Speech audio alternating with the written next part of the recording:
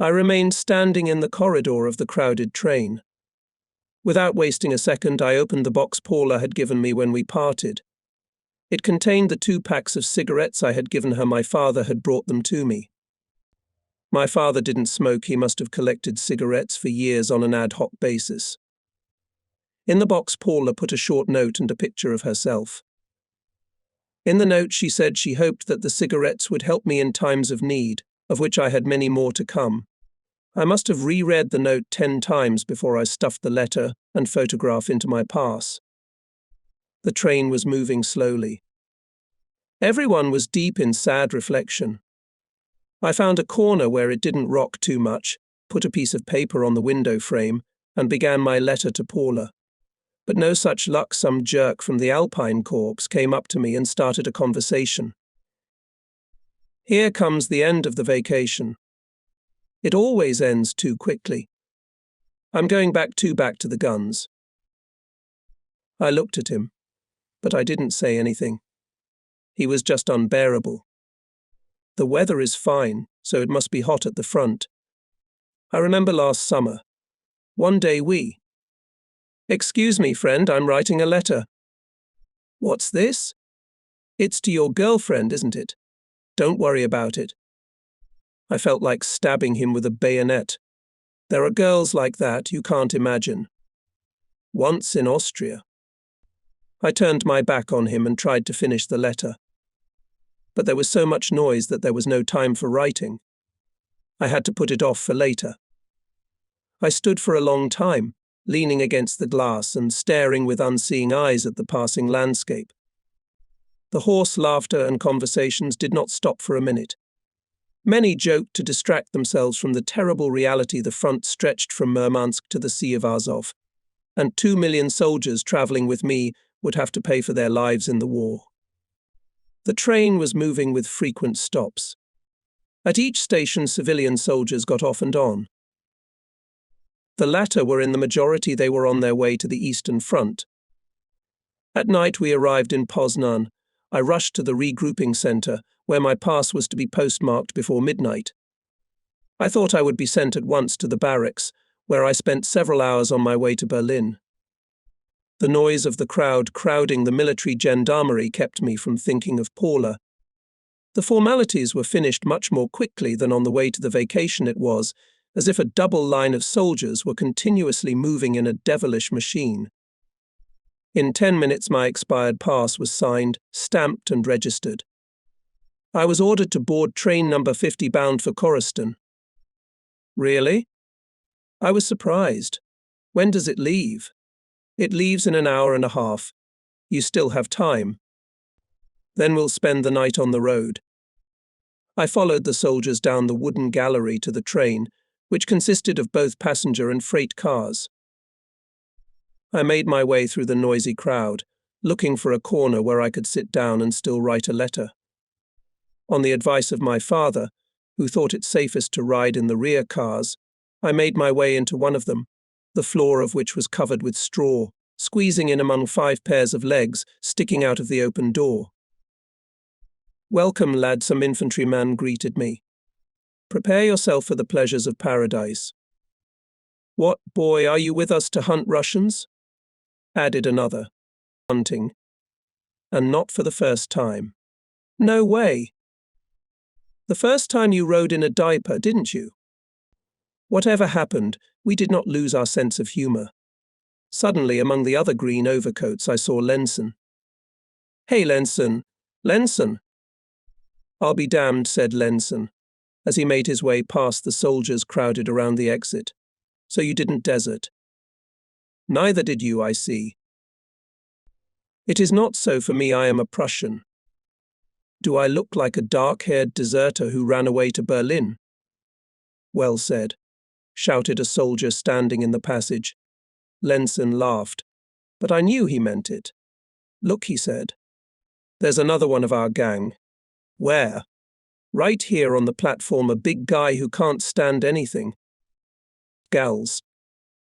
I jumped out of the car. Whoever falls out of the nest, never to be in it again. They shouted after me, "Hey, gals." He saw me and his face, lit up with joy. Saya, I wondered how I'd find you in such a crowd. It was Lenson who spotted you. Is he here too? We're back at the train. You guys are late. There are no empty seats. That's what you think. Gals shouted, grabbed one of the soldiers by the legs and threw him onto the platform. There was laughter. We climbed into the car. That's great, said the guy Gals had kicked out. He climbed in after us and rubbed his back. If this keeps up, we'll soon be crammed in here like cockroaches, and we won't even be able to sleep. So it's you, asshole Gals said, his eyes piercing me. I've been expecting to hear from you for 2 weeks. I'm sorry. But when I tell you what happened, yeah, make up something more convincing than that. I didn't know what to tell my parents. I told my friend about my adventures. Wow. Gals shook his head sadly. They really screwed you over. You should have listened to me. We could have gone to Dortmund together. There, of course, too. They were always sounding the alarm, but the planes only flew over us. You had a hard time. Well, that's life, I answered, as if with regret. In fact, I had no regrets. If I had gone with Gals, I would never have met Paula, and she'd rewarded me for all I'd seen at the Tempelhof fire. What a face you've got, Gals said sympathetically. I was in no mood for conversation. Gals quickly understood my mood and left me alone. We stretched out on the straw and tried to sleep. Every time the train clanked on the switch, it seemed to me that Paula was getting farther away from me. We passed villages, towns, forests, spaces as dark as night, endless spaces. The train never stopped. Dawn came and we were still on the road. 3 hours later we arrived in Poland, past the Pinsk marshes running parallel to the bumpy road, battered by war, washed with the blood and sweat of the soldiers who had travelled over it. The sky seemed even bigger than usual. It held a summer that the land had been deprived of. Several times I fell into a doze and woke up, while the wheels kept tapping out their tune. But at last the train slowed down and stopped. At the hut which served as a station, the locomotive filled up with coal and water. To stretch our legs, we jumped out onto the gravel-covered road. Getting something to eat was out of the question. German military transportation, as it was believed at the time, was not characterized by such excesses. There would be no food until Korostan. Fortunately, everyone had home supplies with them. That was what the quartermaster general was counting on. The train signalled, and we went further east. Several times Gals tried to keep me occupied with conversation, but without success. I would have told him about Paula, but I was afraid he would only laugh at me. At dusk we arrived at Korostan. We were ordered to get out and line up at the field canteen. The disgusting brew served there was no comparison with Frau X's cooking. After eating, we washed our walks and drank from the barrel that held water for the locomotive. After this we transferred to the Russian train. It was even less comfortable. To the east. To the east. Non-stop, day and night, trains were moving to the front. In less than 3 days we reached our line of defense. The southern front, where heavy fighting was going on during my departure in the Kremenchug area, had moved, but our trenches remained unchanged. The tiresome journey ended in Romny, from which we had barely escaped. From the train we were driven like sheep into the canteen, and then, without giving us a chance to recollect, the gendarmes assigned us to companies. It was very hot and we were terribly sleepy. The Russians gathered in crowds and looked at us, as if they were present at the opening of a fair. The motorcyclist arrived from the Great Germany Division.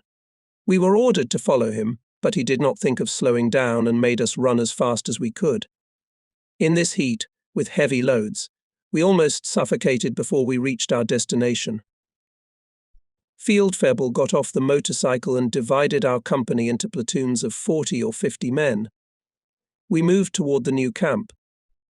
Since we were commanded by soldiers who had also just returned from leave, and thus were not eager to return to the firing line, we made several stops before arriving at the Great Germany Division camp. located in the countryside 30 kilometers from Romny and more than 150 from Belgorod. In the camp of retraining for the elite division, such were all divisions, which instead of numbers were given names. We had a good sweat. As a result, after a week you either ended up in the hospital or enrolled in the division, which was even worse, because from there you were sent straight to the front. We entered the camp through a large gate set right in the middle of a dense forest stretching to the northeast. Even though we were in formation and shouted songs at the top of our lungs, we still had time to read the slogan painted on the massive gate. In black letters on a white background was written, "We were born to die." I don't think anyone who reads such an inscription did not shudder with fear. Another slogan was painted nearby, "I serve." Feldfebel brought our impeccable formation to the right side of the Platz and ordered us to stop. Toward us came out a captain of enormous height. At his side, 2 more field officers were walking beside him. "Attention!" our escort shouted. The giant captain saluted slowly but decisively. Then he walked through our rows, looking at everyone. Even Gals seemed short next to him. After paralyzing all of us with a stare that could not be endured, he returned to his seat to the 2 field officers, who were standing like a stiff-necked man. "Good morning, gentlemen." Every word he said sounded like a stone being driven into the ground. "I can see from your faces that you've had a good rest. I am glad of that." Even the birds were silent, frightened by the captain's thundering voice. "But tomorrow you will have to think about task to which you must fully dedicate yourself." A dusty troop approached the entrance. He stopped so as not to prevent the captain from finishing his speech. "Tomorrow begins your retraining to become the best fighters in the world." Feldfebel, he rumbled even louder, new breaking at dusk. Aye, Mr. Captain." "Have a pleasant evening, gentlemen." He turned on his heels, but changed his mind and beckoned the newly arrived squad to come closer. When the soldiers, half undressed and covered in dust, approached us, he stopped them with one finger. "New friends have come to us," he said to both squads. "Please greet each other." The 300 men, who were falling off their feet from fatigue, turned to the right in a quarter turn and saluted us. We took guard. The captain, pleased with himself, walked away. As soon as he disappeared, the field feblets who had come with him chased us like mad toward the barracks. "You have 4 minutes to make yourselves comfortable," they bellowed. Forgetting our fatigue, we stood at the bunk beds. Under the watchful eye of the field officers, the officers called the roll. Then they explained that we were required to observe complete order and discipline. Although it was still early, we were advised to get a good night's sleep. We already knew that in the German army such words carry weight. The word fatigue meant a different kind of fatigue from what we had to face after the war.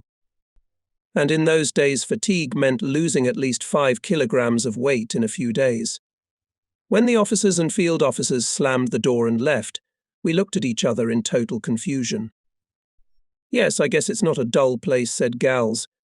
His bed was under mine. "That's for sure. Have you seen the captain?" "I've only seen him. I can already feel him kicking my ass." Outside, a platoon in camouflage was going somewhere, probably for night training. "Sorry, Gals. I got a letter to write. I want to finish it while it's light." Feldfebel said that candles, after lights out, should be used only in case of emergency. "Go ahead," said Gals. "I'll leave you alone." I hurriedly pulled out a piece of paper on which I had not managed to write a single line. "Beloved," I began, and followed with a description of our journey and arrival at the camp. "Paula," I continued, "I am all right. I don't think about anything but remembering you. Everything is peaceful here. I remember every minute we spent together, and I hope to come back to you. I love you so much." The sun's rays were already illuminating the treetops when the barracks door swung open with such a noise as if Soviet troops had rushed in. The Feldfebel whistled, and we all jumped from our bunks. "You have 30 seconds to wash up," he shouted. "Then everyone undress and gather in front of the barracks for physical training." All 150 soldiers rushed to the shower room at the other end of the camp. Nearby in the twilight we could see another company running to wash up. In a short time we were washed and lined up in our underwear in front of the barracks. Fortunately, it was just the beginning of July, so we were in no danger of catching a cold. The field officer chose one of us to lead the gymnastics until the superiors returned. We should wave our arms, touch our toes, bend to the right and left as low as possible, and then repeat all the exercises. "Start," said the paramedic, leaving, "and don't stop." So we practiced for 15 minutes. By the time the lieutenant returned, some of us were already dizzy. "You have 45 seconds to get back to the barracks. Forward march." 45 seconds later, 150 men, with 150 helmets shining on their heads, were already gathered in front of the banner. It was then that we were introduced to Captain Fink and his celebrated methods of retraining. He appeared before us in galifs and with a whip under his arm. "Attention," came the order of a field sergeant. The captain stopped at some distance, slowly turned, half-turned, and saluted the flag. The order to take guard was given. "At ease," said the captain, turning to us. "Feldfebel, today you will only accompany me. In honor of the arrival of the new recruits, I will do the training myself." He bent slightly and looked at the sunlit ground. Then he straightened his head. Attention. In 1/100th of a second we were at attention. "Well done," said the captain in a subdued voice. He approached the soldiers in front of him. "Gentlemen, I have the impression that you were a little hasty in enlisting in the elite infantry, without having time to think. Perhaps you don't realize that special infantry units like the one we're in have nothing in common with what you're used to in the auxiliary troops you voluntarily left. None of you are fit for the task at hand. I'd like to be wrong. I'd like you to prove me wrong so I don't have to send you to a punitive platoon where you'll realize you made a mistake." Stunned, holding our breath, we listened to his words. "The cause to which you will have to devote yourself sooner or later will require from you such a strain of strength, which you do not even suspect. It is not enough to have a high morale and to know how to handle a weapon. You must show perseverance, determination, and bravery, the ability to confront the enemy under any conditions. Division Greater Germany was honored to be mentioned in the official bulletins distributed throughout the Reich. Such an honor is not easy to earn. It takes real men, not wusses like you. I warn you in advance that you will encounter difficulties. We don't forgive mistakes and we demand quick reactions." "How do you take a rant like that?" "Attention," the captain shouted. "Everybody on the ground." Without hesitation, we stretched out on the sand. Captain Fink walked as if he were strolling on the beach. He kept talking, stepping with his boots, and he weighed over 80 kilos on paralyzed bodies, some on the back, some on the hip, on the head, or on the arm. But no one moved. Today the captain pronounced, "We're going to have a walk out of town. I want to see what you're good for." He divided us into 2 groups. One group had 100 men, the other 50. "Gentlemen, today," said the captain to the first group, which did not include me and gals, "you are given the honor to play the role of the wounded. Tomorrow you will take care of your comrades. Wounded, on the ground." He turned to us. "In pairs. Pick up the wounded." Gals and I made a stretcher for the big man, who weighed at least 100 kilograms. Captain Fink led us to the exit of the camp. We reached a low hill, located at a distance of 2 kilometers. Our arms were breaking from fatigue under the weight of the wounded. Comrade, who liked his position very much. Having reached the hillock, we climbed it and crossed to the other side. It became hot, sweat dripped from us in streams. From time to time the soldiers lowered their arms for a moment, and the wounded man was on the ground. Fink and the Feldfebel immediately separated this trio from the others, and assigned them an even heavier task to carry one of them on the other's back. At the slope, I realized that it was my turn. Gals, I can't take it anymore. I have to rest. Are you crazy? Do you want to carry him on your back? I know, gals. But I don't have the strength. Keep moving, said the captain. Let's go. Gals gripped my hands tighter so I wouldn't drop the burden. We could hear the soldier behind us barely catching his breath as he collapsed under the weight of his fully equipped comrade. The field felon hurled a hail of curses at him, demanding that he keep going. Gals, who was much stronger than I, clenched his teeth. Sweat was streaming down his face. I'm sorry, guys, said the soldier we were carrying. It wasn't my fault. I'd love to walk the distance, but they won't let me. We wove our way to the next hill and climbed it, gathering the rest of our strength. Those who were carrying the wounded on their backs were lagging behind. They were being pushed on by a field sergeant. The captain kept his eyes on us. We expected him to give the order to stop, but every meter passed was followed by another, and it became more and more difficult to pass. My hands were completely numb. Gals, I can't take it anymore. Let go. Gals gritted his teeth and said nothing. I was so tired that I stopped holding the wounded man, and Gals carried him alone. I stretched my hands, stiff from fatigue, and took a deep breath. The huge shadow of the captain loomed over me. An order sounded, and I hefted the soldier, whose weight far exceeded mine, onto my trembling shoulders. But the change in body position allowed me to catch my breath.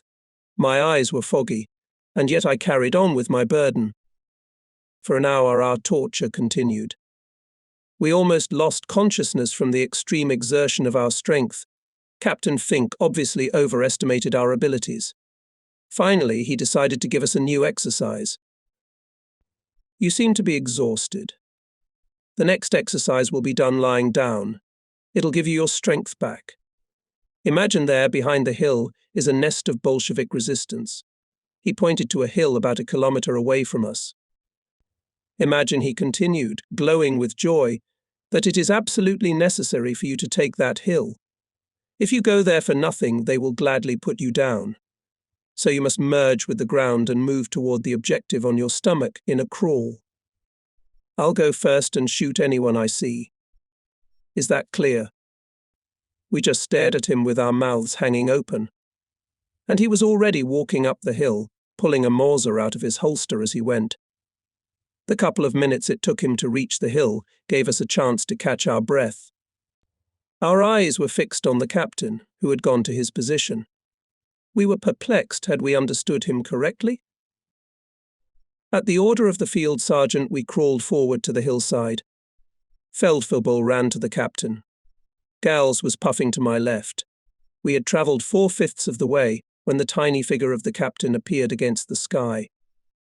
He immediately began firing.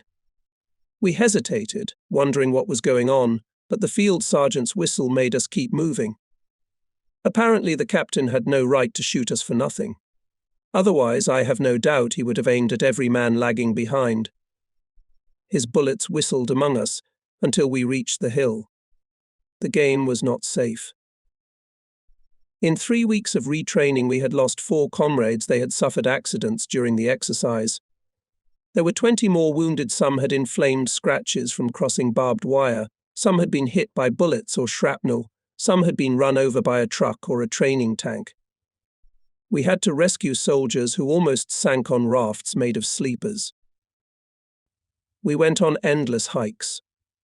Once we walked for several hours along the edge of a swamp on water, while another platoon shelled us, because of which we did not get out of the water and tried to hide at least our heads. We were taught to throw offensive and defensive grenades into a pre-arranged area. We practiced bayonet fighting, practiced keeping our balance, and endurance tests were endless. One such test was conducted in an abandoned gas pipeline, which once supplied several cities. It consisted of 2 pipelines. The soldiers who were ordered to crawl through there learned firsthand what claustrophobia was. And these tests had been done hundreds of times. We practiced for 36 hours at a time. There were only 3 half-hour breaks during the shift, during which we would clean our walks and return to the barracks to clean our uniforms. After 36-hour shifts, we were allowed 8 hours of sleep. This was followed by another 36 hours of training, and so on every day. There were also false alarms on the signal. We jumped out of our bunks and ran to the training ground in full uniform and equipment, and only then could we go back to sleep. The first 5 days were especially hard. Talking was forbidden. Those who collapsed from fatigue, the platoon had to put on their feet by slapping their cheeks and pouring water on them. Sometimes one of us could make it to the camp only with the help of 2 comrades. Not reaching 500 meters to the barracks, we had to line up, march in formation, and sing as if we were returning from a walk. But sometimes, no matter how much the field felon yelled, and no matter how much he threatened the brig, we were so tired that he could not keep us in line. No matter how furious he got, he had to lead a long line of half-asleep soldiers behind the banner. At last we would return to the barracks and collapse on our beds in full uniforms and equipment. Our mouths would dry up and our heads would ache.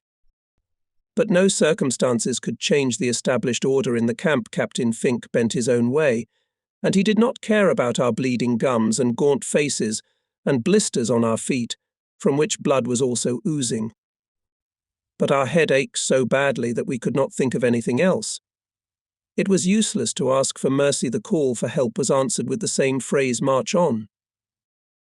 We saw and felt very little the Russian summer, which had replaced winter without spring. Thunderstorms and torrential rains.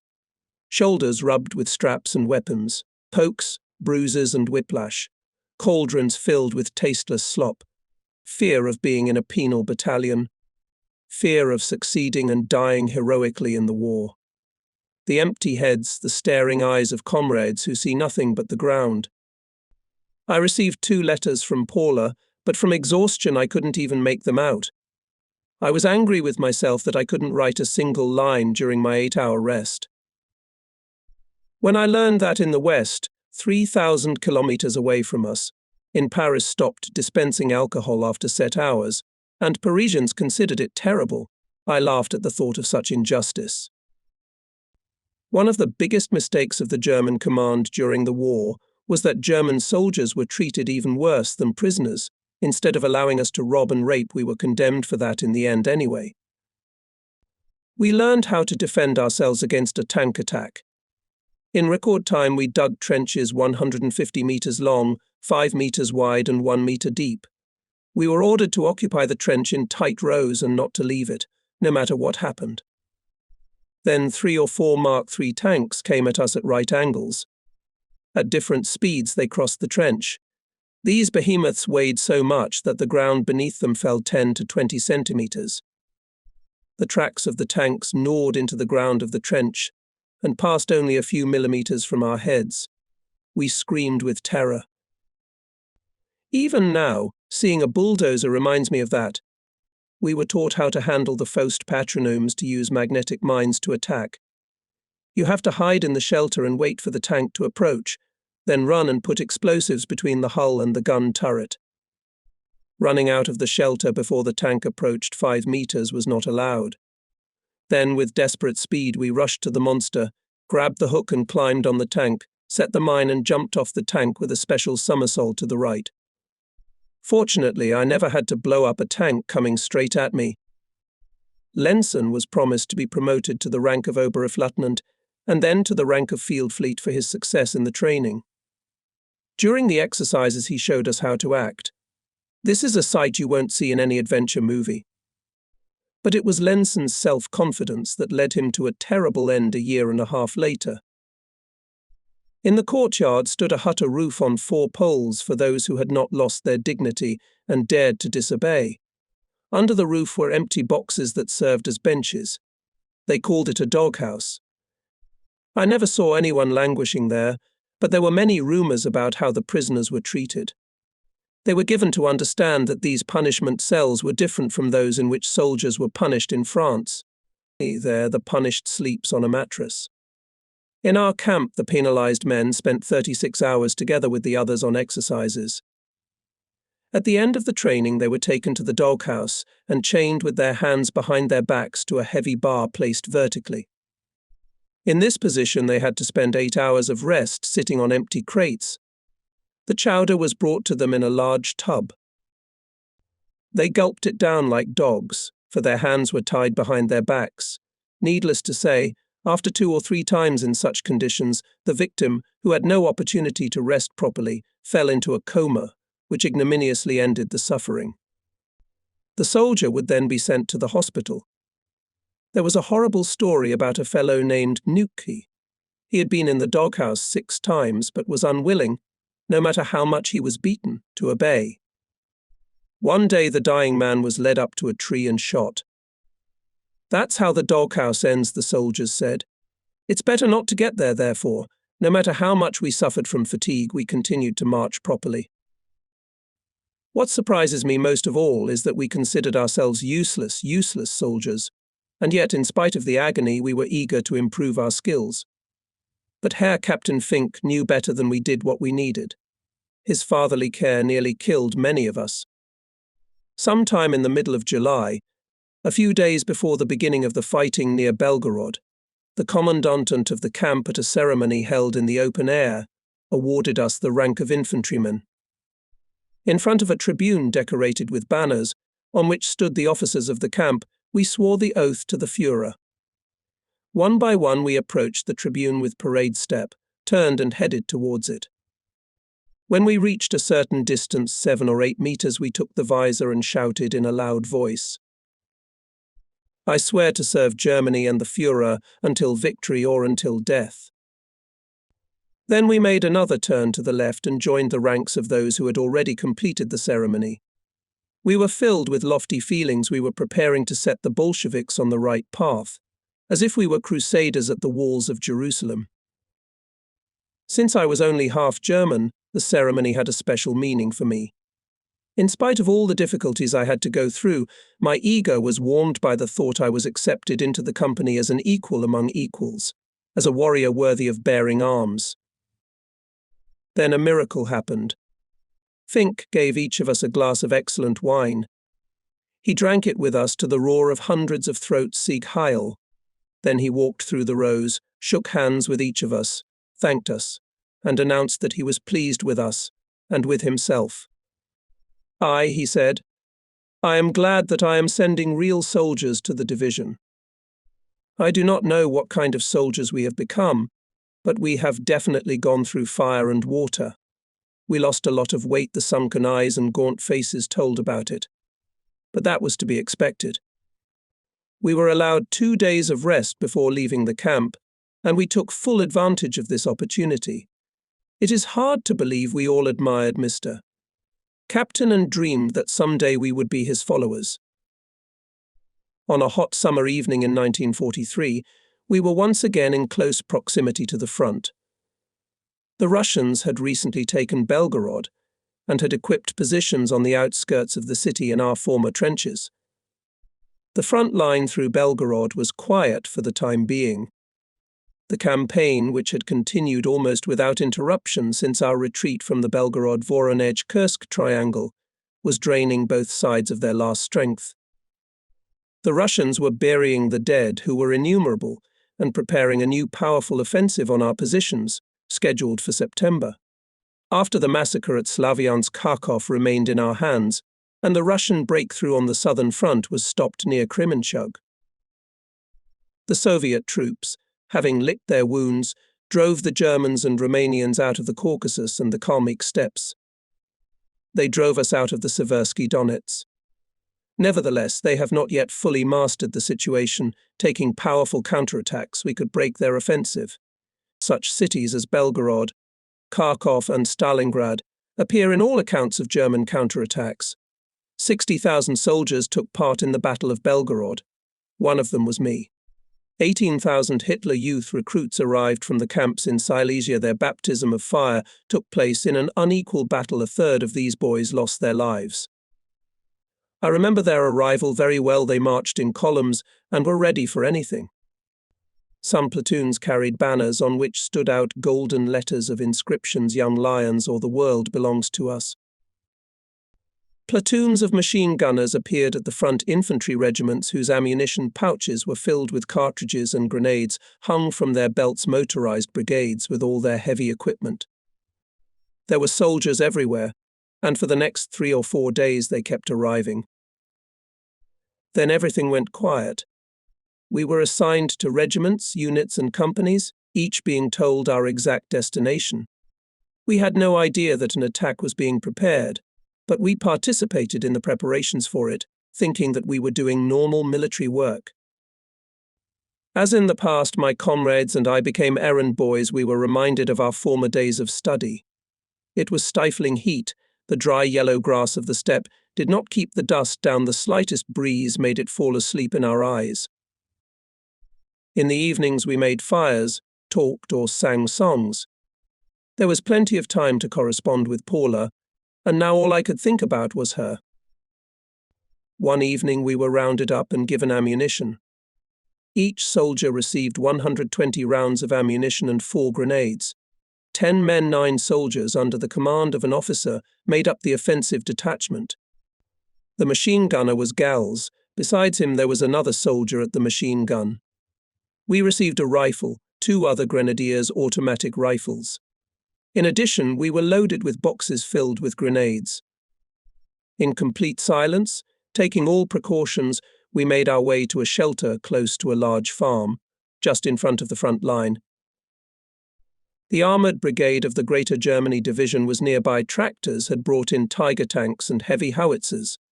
They were camouflaged with real and artificial leaves. We checked in with a clerk sitting at a desk. At another desk, a lieutenant was studying a map. He was surrounded by tank officers and field officers. At the edge of the woods, I saw wide communications trenches that led to the front line. I think we all had the same thought. This is it. It has begun. Other units were taking up positions all around. We, a platoon of the 5th Company, were directed along a communication trench that curved at right angles. The trench led to a low shrubbery. The sappers had to sweat a lot while they dug through those bends. Everywhere soldiers from different units, they were deepening and improving the dugouts.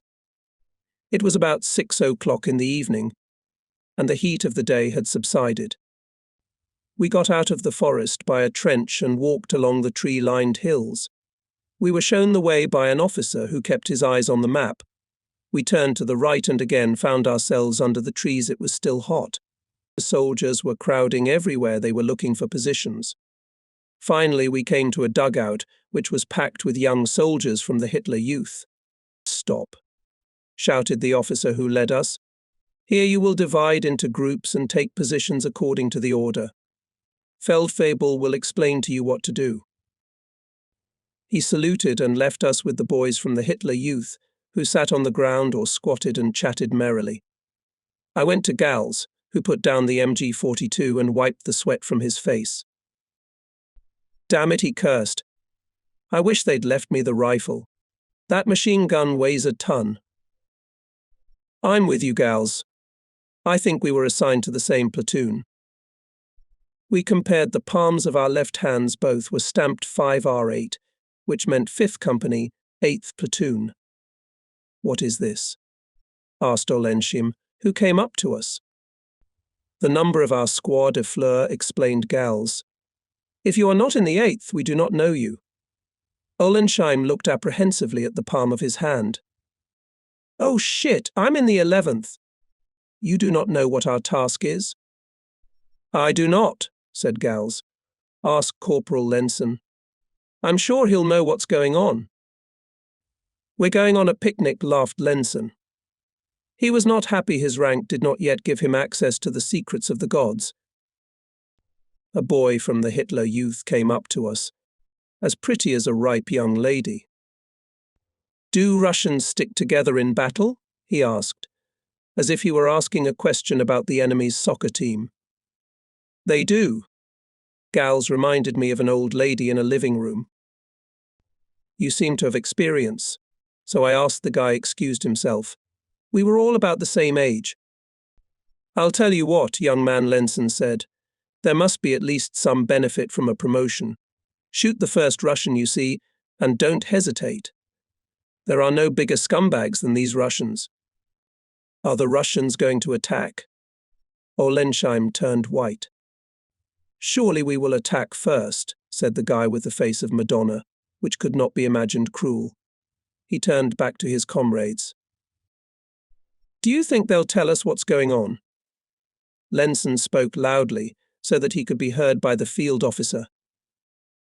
Shut up, shouted some veterans stretched out on the ground.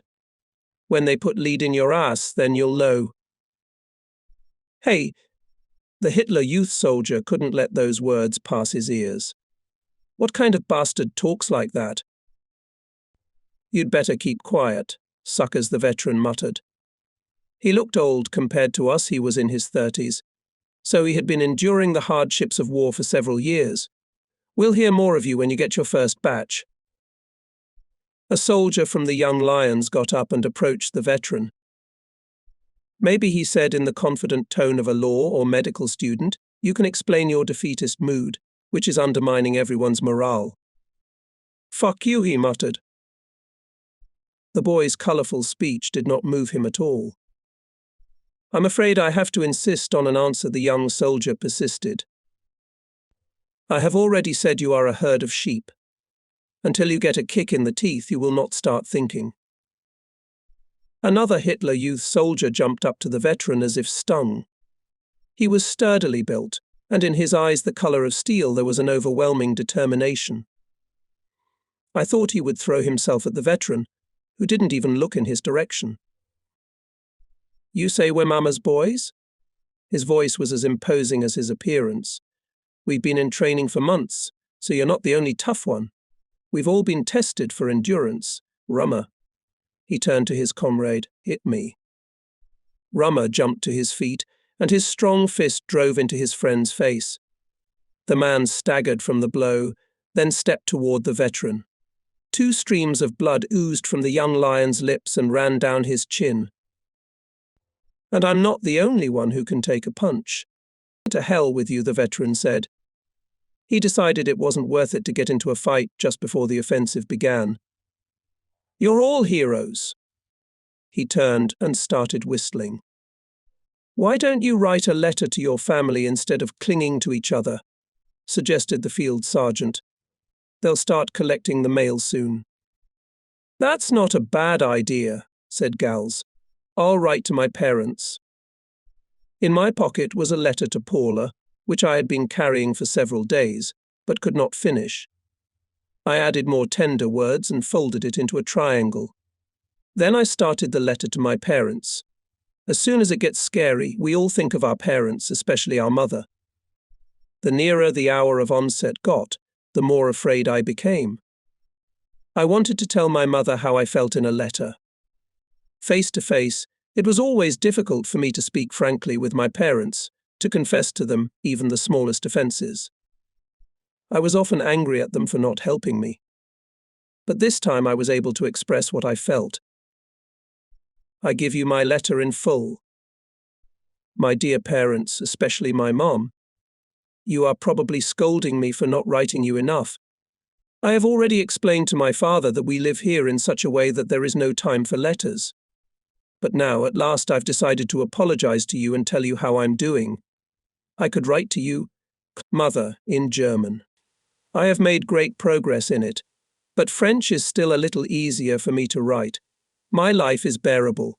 I finished my retraining and became a real warrior.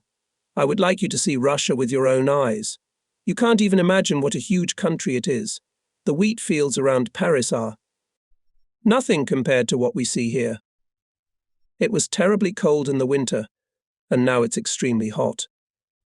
I hope we won't have to spend another winter here. You can't imagine what we've been through. Today we came up to the front line. It's quiet so far. It looks like we've been moved here to help our comrades. Gals remains my best friend. We have fun together. You'll meet him on my next vacation. I think you'll like him. Or maybe the war will be over by then and we'll return home safely.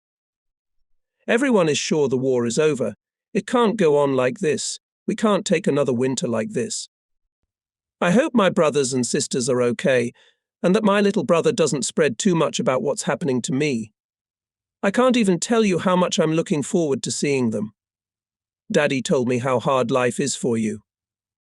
I hope it's a little easier now and you're not so needy. You don't have to deprive yourself of everything just to get me a present. I have enough to eat. Mommy, soon I will tell you about a wonderful thing that happened to me in Berlin. In the meantime, I want to tell you once again how much I love you all. I folded the letter and, together with my message to Paula, handed it to the letter carrier. The letters were also given to Gals, Olenschim, Kraus, and Lenson. That summer evening in 1943, all was quiet. In the dark, it is true, there are clashes between patrols, but what to do? Such is war. The soldiers brought dinner. A little later we ate. We were forbidden to touch the canned food from the inviolable reserve. We had no other supplies. Dusk was approaching when a field officer from our platoon called us to him. He explained what we had to do on a large map of the area, showed us the points to be occupied with all precautions. Under orders, we must be ready to cover the infantrymen who would first level with us and then march forward. He named the places of assembly and pointed out other details which I did not fully understand. Then the field felon advised us to rest. We would not be needed until midnight. We stood looking at each other for a long time. Now it was clear we would take part in a full-scale attack.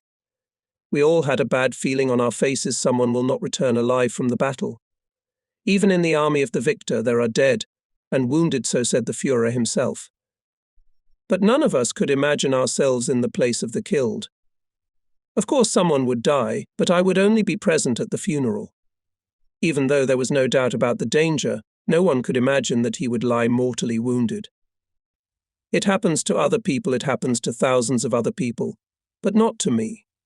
All of us thought only like that, despite the fears and doubts that tormented us.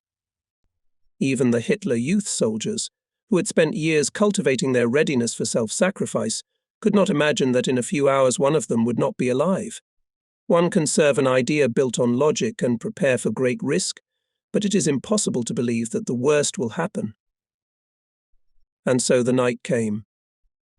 After the stifling heat of the day, it brought a chill. Where there was no war, people must have stretched out on the grass in front of their houses and talked with friends, enjoying the weather. Often, when I was young, my parents and I would take a walk before bedtime. My father believed in enjoying those summer evenings as much as possible and kept me outdoors until my eyes started to close on their own. Gals made me come down from the clouds to the ground. "Say, buddy, be careful when the fight starts. It's stupid to get killed just before the end of the war." "Yeah," I said. "Stupid." We all had the same thoughts, and it was impossible to talk. We all had the same question: will I come back from the battle? Somewhere in the depths of the dugout, one of the young lions was playing the harmonica. His comrades were singing along. From a sudden burst of shells, we jumped up. "Here it is, it has begun," thought everyone. But everything went quiet. Lenson came up to us. "The first line of the Soviet front is less than 400 meters from here," he explained. "The field officer just told me. It's very close." "But not too close," said the veteran, who was not involved in the argument. "At least we'll sleep in peace." At Smolensk, the Ivans dug trenches at a grenade-throwing distance. Everyone was silent. "I'm in command of the 6th platoon," said Lenson. "I need to sneak right under the Ivans' noses to hold up movement when the main forces begin to advance. You can imagine." "And we are going to do the same," said the field officer who was assigned to lead our platoon. "I heard that we will come right up to their positions. And we were praying that we do not fall too dangerous task. But the Russian scouts are sure to spot us," Lindbergh shrieked in horror. "Yes, this will be the most difficult part of the operation. We can only hope for a dark night. We were told not to fire before the attack to get to the enemy positions unnoticed." "Don't forget the mines," said the veteran, who had no intention of sleeping. The soldiers from the penalty battalion checked the approaches. They did their best. Now that's what I like, hummed the veteran. Anyway, you see the wire, don't pull it. If you don't shut up, said Lenson threateningly, you'll be asleep before the attack. He shook his hard fist in front of the old soldier's nose. The old soldier grinned, but remained silent. And what if we run into an Ivan? Grenadier Krauss asked. Then we'll have to use weapons, won't we?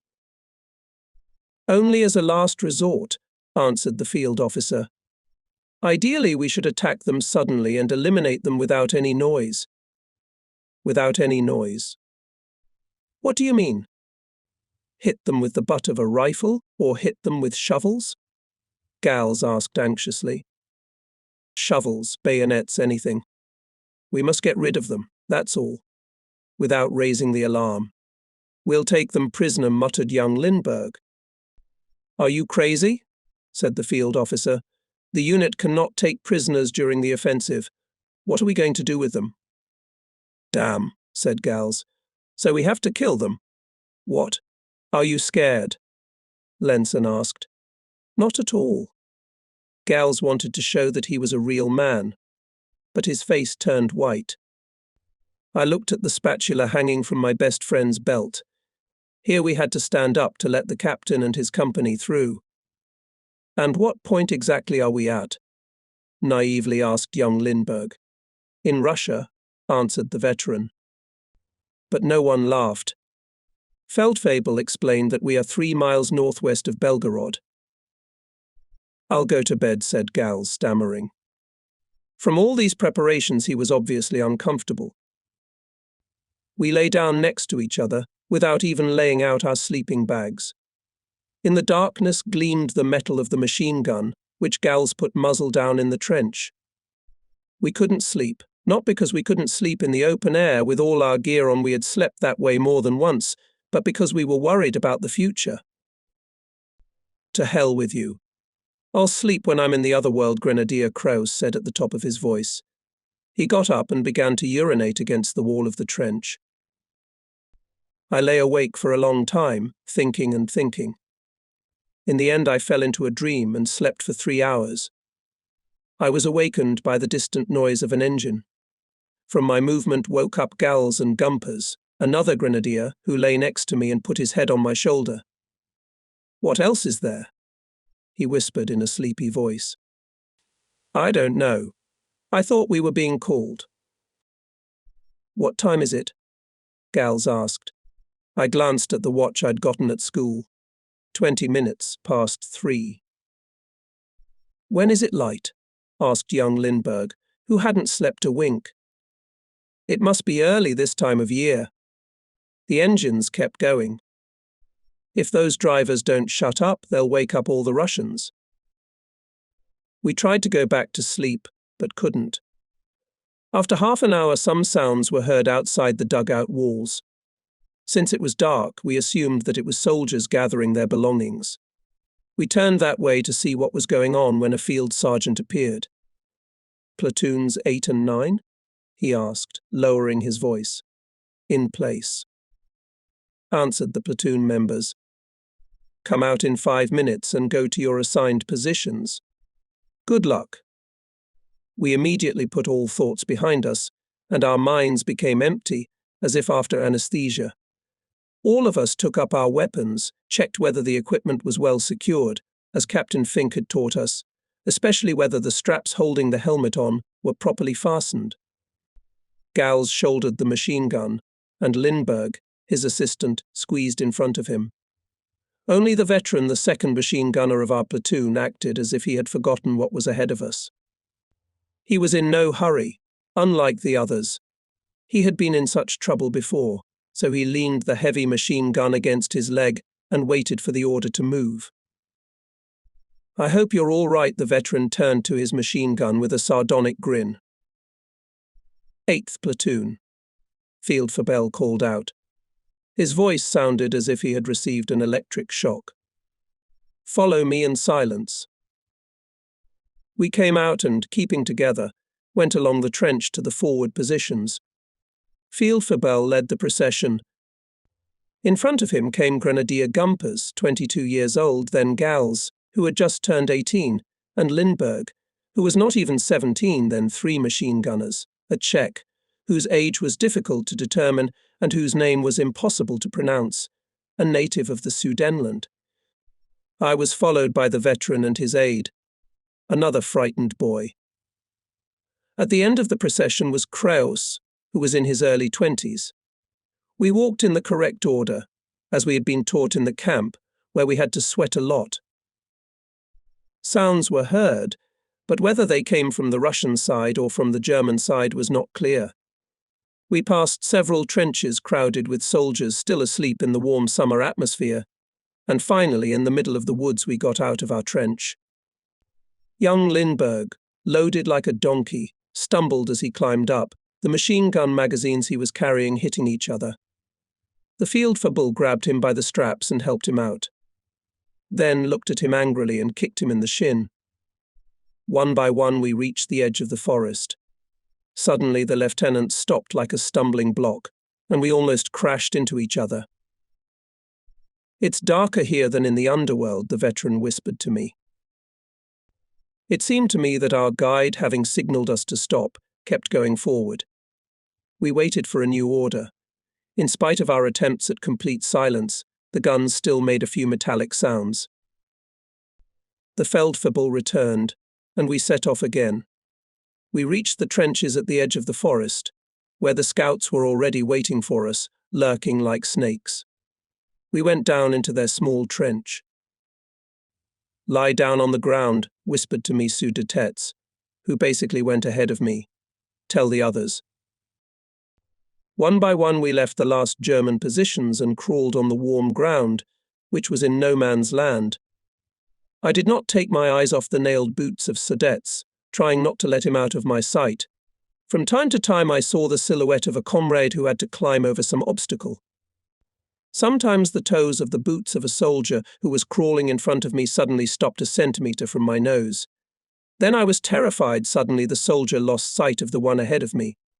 But in a moment he was on his way again, and my confidence returned to me. I was not alone. At such moments, even those who are inclined to think, all thoughts fly away from their heads. It seems that nothing is more important than a dry stick that has hit you in the stomach, and which you must throw away without making a noise. The senses are heightened to the utmost, and the heart beats so hard that it is about to jump out of the chest. We, like turtles, were advancing on the Russian land, which we had grown quite tired of.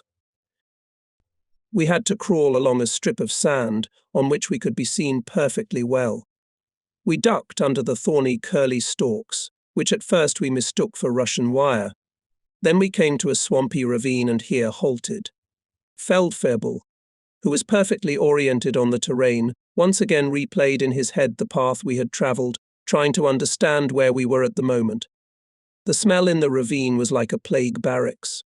When we set off again, I was startled to see 2 motionless figures lying on the sand 2 meters to our right.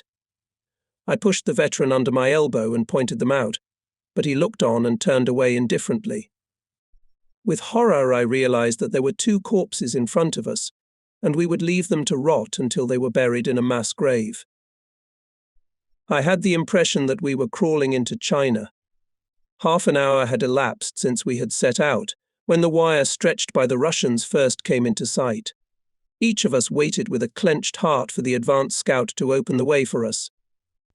Whenever we heard the wire being cut, we expected that a mine was about to explode and a cloud of smoke to appear.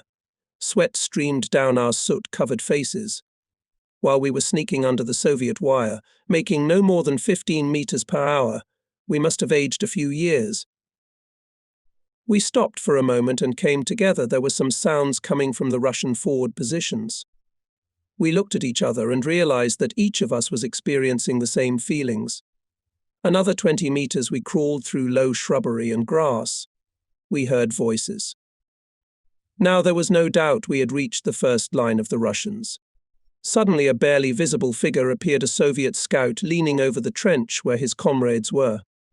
We held our breath and slowly raised our weapons, looking at the field fable, who froze in suspense, and at each other. That look was hard to explain. The Russian went in our direction, then came back. The field febble drew a knife from behind his belt. Its blade glinted for a moment, then he slowly stuck it into the ground in front of Gumpers, pointing his finger at the Russian. The grenadier opened his eyes wide and looked from the knife to the field febble with horror. The latter waved his hand impatiently, and Gumpers grasped the hilt of the dagger with a trembling hand. With a mute plea, the grenadier crawled forward. We watched his movements with fear and clenched our teeth tighter to keep from screaming. Then he disappeared into the darkness. The Russian continued to talk peacefully with his friends, as if the war were 1,000 kilometers away. He took a few more steps. New voices were heard in the distance. For a few seconds that seemed like an eternity, each of us seemed to forget our existence. The Russian went to where Gumpers lurked and turned. At that moment, a second figure appeared behind him. It was Gompers, who in one leap had crossed the 4 or 5 meters that separated him from his victim. The Russian turned around. We heard a muffled shout and the sound of a struggle. From a trench a little farther away came the voices of the Russians. Then we saw the figure of our grenadier rolling on the ground and heard him shout, "Friends, help!" The Russian sprang aside.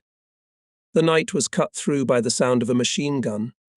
To my left, another machine gun started firing. Its bullets caught up with the Russian, who fell into the trench. Frightened voices were heard. "Germans, Germans!" Making a throw, which I thought he was not even capable of, the veteran threw a grenade with his right hand. For 2 or 3 seconds it disappeared in the darkness. Then a bright light flashed in the trench and several shrieks were heard. Once more there was silence. We moved away as quickly as possible, keeping parallel to the wire. Behind us we heard a noise. Risking a mine or a bullet, we took cover behind a hill and, barely catching our breath, tried to take a defensive position. "Idiots!" yelled at Kraus and the veteran. "Did I give the order to open fire? Now we won't get out of here." He was as afraid as the others. But Gumpers asked for help, field for Bell. Kraus justified himself. He was in a bind. A moment later, the flashes of tracer bullets and flares became light. The Russians were firing continuously and throwing grenades at random. We were finished. Young Lindbergh was almost crying. "Quick, get shovels," shouted Sudets. "We must dig in, or they'll kill us." "Nobody move," commanded the veteran. We were so afraid that we obeyed him without saying a word. There was more confidence in his voice than in the field sergeant's. We were completely frozen, even afraid to blink. The flash again. Everyone who was not lying face down on the ground became visible to the smallest details of the battlefield. The corpses of Gumpers and the Russians spread out before us, and 5 or 6 more lines of trenches were arranged in front of the wedge-shaped infantry positions. Other flashes illuminated the edge of the woods from which we had come. Fortunately, the Russians who were closest to us didn't see anything behind the hill that covered us, but the soldiers in the farther positions that we spotted in the flashes could see us.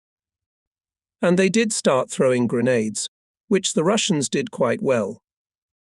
"Jesus," said the veteran. "If they hit us, we're finished." "Let's dig a foxhole," Lindbergh said. "Shut the fuck up. You can dig with your belly if you want to, but leave the shovels alone. If we play dead, maybe they'll think we are." Something fell on the other side of the hill with a thud. From the top, earth sprinkled down on us. There were no new flares, and the flares that had already fallen were fading. The Russians shouted some curses. Somewhere to the left another grenade exploded. We heard through the noise of the explosion how the fragments were flying. A groan sounded next to the veteran.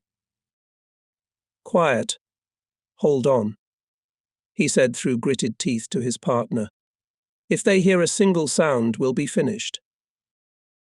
The boy clutched his face, twisted in pain. His hands trembled. Silence. The veteran put his hand on the soldier's elbow. "Be a man." Grenades were ripping everywhere around them. The veteran's partner clenched his fists, his eyes filled with tears. He sniffed his nose. "Quiet," the veteran whispered again. The rockets on the ground had burned out, and it was dark all around us again. The Russians had detected another German detachment to the north of us. Now it was his turn to get his share of bullets and grenades. Several Russian soldiers crawled parallel to our position. Cold sweat trickled down our backs. The veteran held a grenade 10 centimeters from my nose. We froze. The Russians got as far as the wire and then turned back. We sighed again. A wounded soldier buried his face in the ground to muffle his moans. "They're shaking as much as we are," said the veteran. "They are ordered to crawl here and find out the situation. They'll go a little way, and then they'll run back and report that they saw nothing." "It's almost dawn," whispered the field sergeant. "I think we'd better stay here." "I don't think so, Field Fleur. We'd better get the hell out of here." "Maybe you're right. You." The field sergeant pointed to Gals. "There's a trench about 20 meters from here, next to the wire. Get over there." Gals and Lindbergh crawled in the direction indicated. "Where did it hit?" the veteran asked the wounded man, touching him on the shoulder. The boy lifted his face, smeared with mud and tears. "I can't move," he said. "It hurts here." He touched his thigh. "It's shrapnel. Don't move. We'll send help." "All right," the boy said and sank back into the mud. "Our troops should be here in 10 to 15 minutes, if all goes well," said the Feldfebel, looking at his watch. Dawn was looming on the horizon. Soon the sun would rise. We waited feverishly. "Won't there be an artillery barrage first?" "We'll be lucky if there isn't," said the veteran. "It won't be any easier for us than for the Ivans." "There won't be an artillery drill," the sergeant explained. "The first detachments are to attack the enemy unexpectedly. We were sent to neutralize his defenses.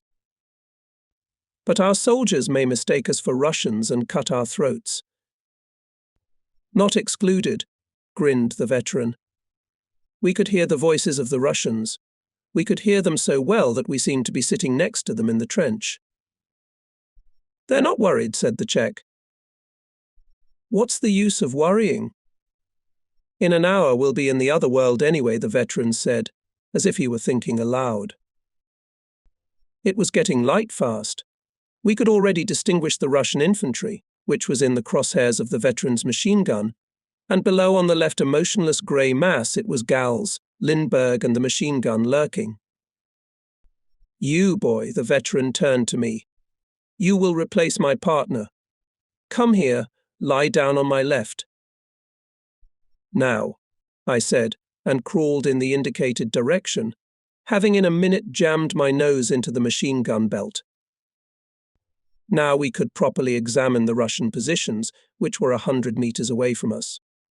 From our hill, located directly opposite the enemy, we could see grey, soiled faces. I now wonder myself how it was that the Russians had not captured our hill. However, there were similar hills all around, and it was impossible for the enemy to occupy them all. Feldfebel pointed to something happening to our left. "Look!" he almost shouted. We cautiously turned around. There were German soldiers crawling along the ground. They were breaking through the protective wire of the Russians. Everywhere, as far as the eye could see, there were figures sprawled on the ground. "Hours," said the veteran. A faint smile appeared on his face. "Prepare to shoot as soon as the enemy moves," added the field officer. Suddenly a shiver ran through my body, which I was unable to stop. I was not trembling from fear, it was just that now, as our task was nearing completion, the fear and tension I had been holding in until now were coming out. I managed to open the magazine bolt and, with the veteran's help, stuff the machine gun belt into it. To keep the bolt from clicking, I didn't close it all the way. On the left, a ball worthy of the music of St. Saëns began. It would go on for days. A second later, one of the German soldiers hit the wire attached to the mines. Everything around the Russian position, the bodies of Gumpers and his enemy, our hillock, and even our hearts was shaken by explosions that resembled the rolls of thunder. It seemed to us that the crawling soldiers were blown to pieces. But the Hitler Youth soldiers, it was they who were crawling in our direction, got up and rushed through the wire. Gals opened fire. The veteran snapped the bolt and leaned the machine gun against his shoulder. Fire. Field football commanded. Wipe them off the face of the earth. The Russians rushed into the trenches. A sliver of 7.7 caliber ammunition went through my hands with terrible speed. The rumble of the machine gun deafened me. Through the haze of gunfire, I could hardly see what was happening. The machine gun was bouncing on the bed, and the veteran was shaking with it. His firing put a final end to the battle. In the distance behind us, fired from all guns, German artillery, shelling the second line of trenches of the enemy Russians, not expecting an attack, desperately tried to organize a defense, but from everywhere from the darkness jumped out at them young lions. They tore to pieces both soldiers and weapons. Everywhere in the valley heard the deafening rumble of thousands of explosions. Ahead, behind the Russian positions, the German Air Force was bombing a fairly large city. From the huge fires on the ground at a distance of 50 meters, smoke drifted. I tucked a second ribbon into the machine gun magazine. The veteran was firing relentlessly at the living and dead people who had taken refuge in the front trenches of the Soviet troops. Here, amidst all this rumbling, we clearly recognized the murmur of tanks. "Ours are coming," shouted the Czech joyfully. Gals and Lindbergh left their position and sprinted toward us. We even thought that one of them was wounded. They got away just in time. A second later, a tank passed over the ground on which they had just been lying and crushed the wire with its tracks. The turned earth shook with the explosion of mines that stopped the tanks or showered the infantrymen with shrapnel. A tank, followed by two more, came close to us, heading for the enemy positions we had already been shelling for several minutes. And now the tank is already crossing the trench, which is full of the corpses of Russian soldiers. Through the bloody mess passes the second, and then the third tank. To their tracks stuck to the remains of human bodies, from the sight of which our field officer involuntarily cried out. The young soldiers, who had hitherto known only the pleasures of barracks life, realized at last what reality was like. We heard someone screaming in terror. And then there was a victory cry. The first wave of the German offensive continued to advance. More tanks were emerging from the forests behind us. They swept under young trees and bushes and went straight for the infantry units. The infantrymen scattered, making way for them. If somewhere on the ground lay wounded, then they were very unlucky. The first stage of the attack was planned to pass lightning fast. Nothing should not delay the advance of tanks. We were joined by a detachment of infantry. Their field sergeant was talking to ours when the tank came straight at us. Everyone scattered. A soldier ran towards the tank. He waved to the tankers to stop, but the tank, like a blinded monster, kept crawling along the ground, passing within a couple of meters of our hill. In my haste, I clutched onto the machine gun bed and stretched out on the opposite side of the hill. The monstrous machine had passed along our line of defense. Its tracks were approaching me with menacing rapidity. What happened next, I remember almost nothing. Only certain moments come to my mind. It is difficult to remember what happens when you do not think about anything, do not try to foresee or understand anything, when under the steel helmet is one empty head and a pair of eyes, glazed like the eyes of an animal faced with mortal danger. Explosions are heard in the head, some closer, others farther away, some stronger, others weaker. One hears the screams of maddened people, which then, depending on the outcome of the battle, will be called the screams of heroes or ruthless killers. We hear the groans of the wounded, those who are dying in agony, looking at their mangled bodies, panic cries of soldiers who are running, not knowing the way. Horrifying sights flash in my mind, entrails that stretch from one dead man to another among the ruins, smoking guns, resembling slaughtered animals, trees fallen to the ground, windows of houses turned to dust. Officers and field officers in the midst of all this horror are regrouping platoons and companies. This is how I had to participate for the first time in the German offensive north of Belgorod under orders barely audible because of the noise and dust clouds, following the tanks. The resistance of the enemy was broken again. Everything either fell into German hands or was destroyed. The hordes of Russian soldiers retreated deep into their vast country. I remember also that we captured thousands of prisoners of war. Among them were those who came over to our side and immediately handed our soldiers, who did not care about anything, lists of those who should have been shot first. I remember the Russian trucks in which 2,000 or 3,000 enemy soldiers took refuge, intent on stopping our advance at all costs, and the machine gun that the veteran and I continuously fed with ammunition, the Gals machine gun, as well as the 10th Company, which had been reformed. The soldiers of the 10th Company fired and laughed. They were avenging their fallen comrades. We shelled the enemy tanks with anti-tank shells and heard the cries of the Russians, who no longer dared to move, surrender, or go on the offensive. And then everything was consumed by fire. The heat became so intense that we withdrew. By noon, the Soviets tried to go on the offensive. They showered new waves of young lions with a hail of shells. But nothing could delay them even for a moment. By the end of the second day, the scorched remains of Belgorod passed into the hands of the victors. Maddened by success, we continued the offensive without respite, increasing the wedge with which we crashed into the central front of Soviet troops. As our so-called information services claimed, there were 150,000 soldiers fighting against us. In reality, they were more like 400,000, 500,000. Their resistance was able to break 60,000 Germans. By the evening of the third day of continuous fighting, during which we managed to close our eyes only for half an hour at most, we were completely mad. It seemed to us that we were capable of anything. A Czech and a field felon, who were either dead or wounded and left lying among the ruins, had dropped out of our platoon. 2 grenadiers, who had broken away from their units, had joined our ranks.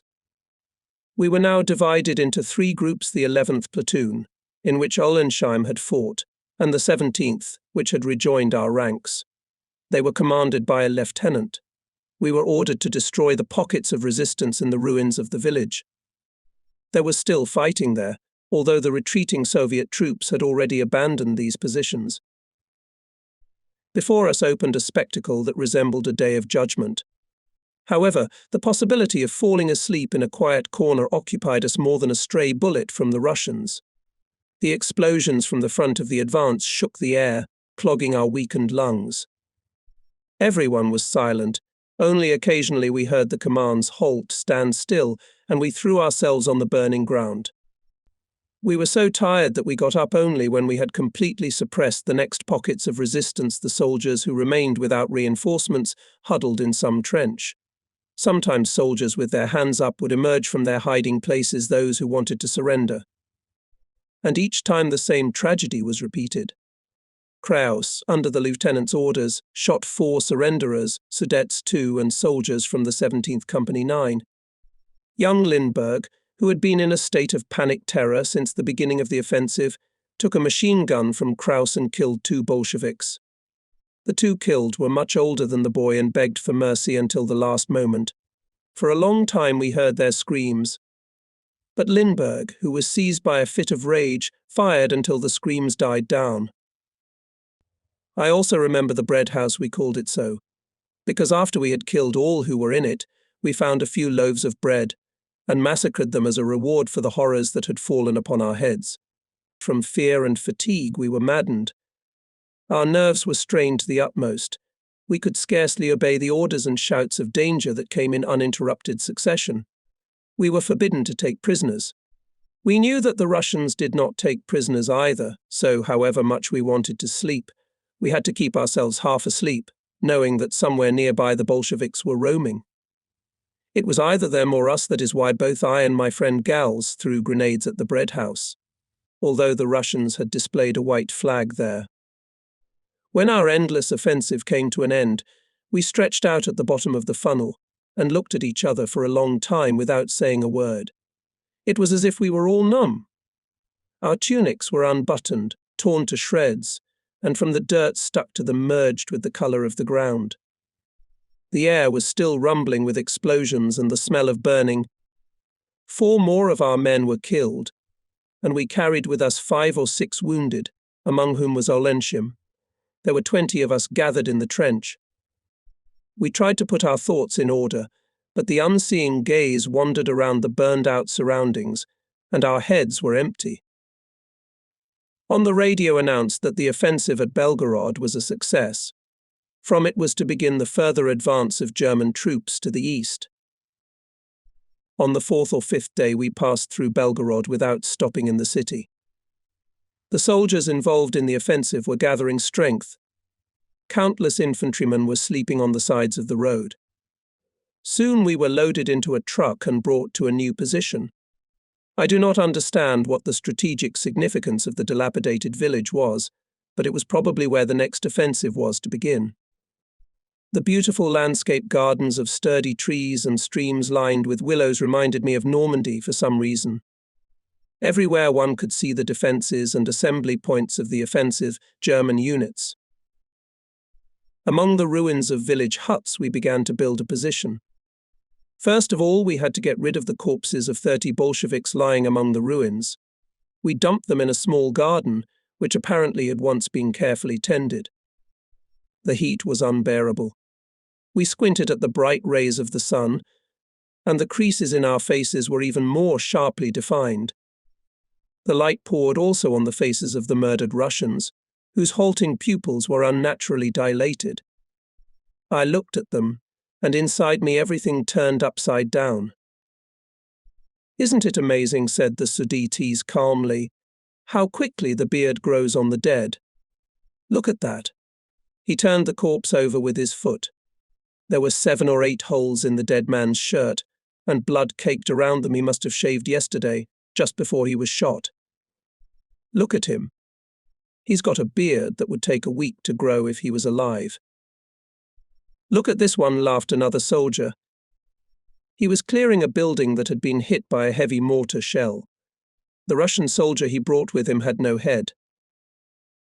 "You'd better go and shave yourself, or when it's your turn tomorrow, no one will recognize you. Your nonsense makes me sick. You'd think it's the first time you've seen such a thing." The veteran sat down on a pile of rubble and opened a pot. We found a cellar that made a great defensive point and dragged both of our machine guns into it. We dug a vent that had been filled in when the house collapsed and even widened it.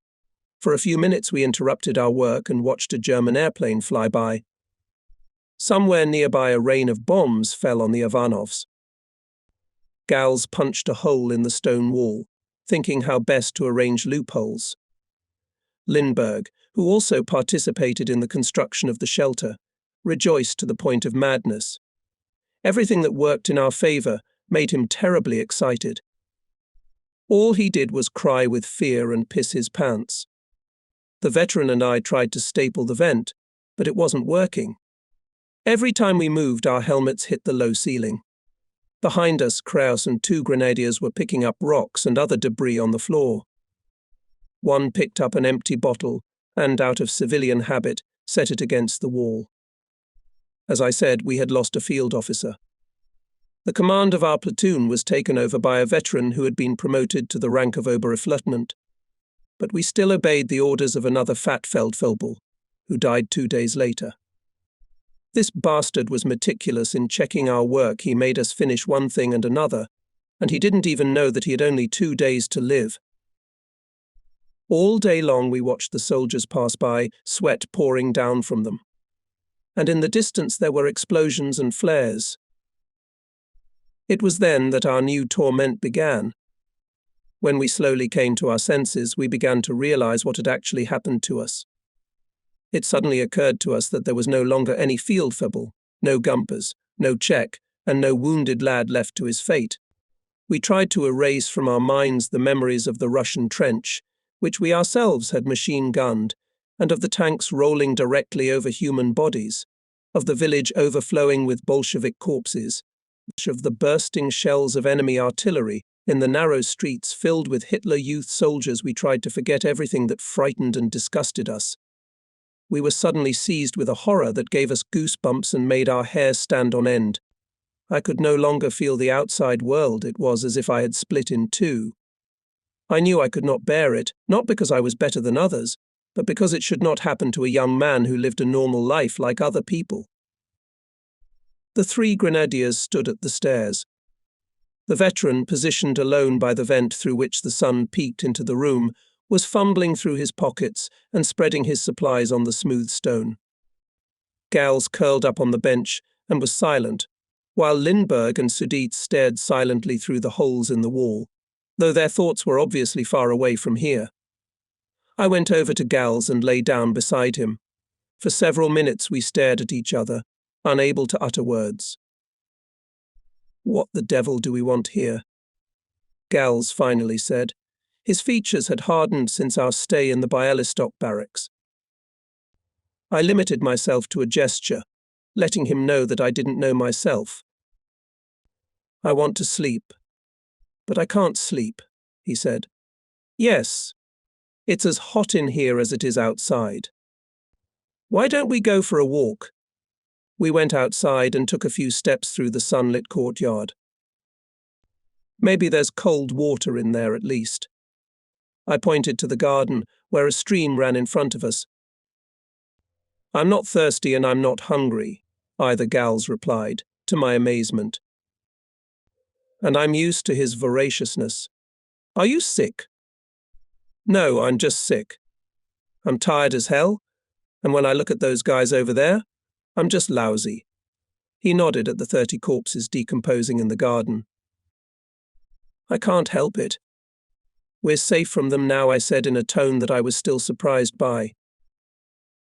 "Ours were picked up before we got here," Gals continued. "There's freshly dug earth in the village.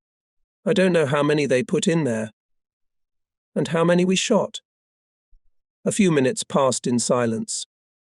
"Who knows? Maybe we'll be replaced soon." "Yes," said Gals. "I wish they would. When we shot the Ivans in the bread house, we acted like the last scoundrels." He obviously had the same thoughts as me. "But now the bread house is over, and there's nothing to be done about it," I replied. "I can still feel the machine gun ribbons running down my arms. I can see the deadly lead flashing out of the muzzle of the machine gun with every shot, the force of the recoil hurting my face and hands, and in the din of the firing there are desperate cries, 'Help! Help! Something terrible and disgusting has entered our souls, does not want to come out and pursues us.'" The sun was shining brightly, but we had no idea what time it was. Was it still morning, or was it already day? Who cares? We ate and drank when we wanted, slept when we could, and tried to think when we took off the helmet. It's amazing how a helmet prevents you from thinking. It was still daylight when the rumble of the enemy's barrage broke into the gardens, but it was our troops, who were on the offensive, who suffered first of all. We crawled into the shelter, into the cellar, and looked fearfully at the ceiling, from which the plaster was falling with every burst. "We should have reinforced it," said the veteran. "If a bomb exploded nearby, we would be buried under the rubble." The shelling continued for at least 2 hours. A few shells fell near us, but they were obviously designed for German troops who were on the offensive. Our cannons answered the fire of the enemy's guns, and the rumble of artillery shells was so strong that almost nothing else could be heard.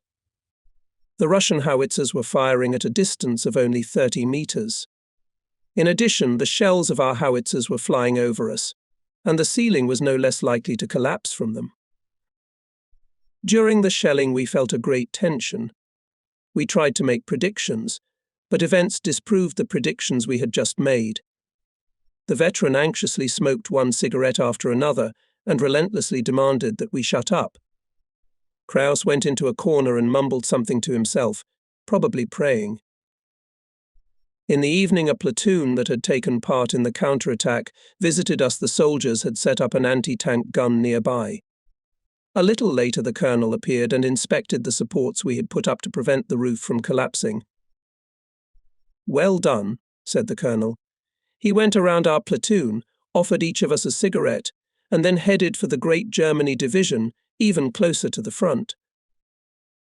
It was getting dark. Lights flashed against the broken trees. The battle continued and the tension was becoming unbearable. We had to post a guard outside, so none of our squad got a proper night's sleep.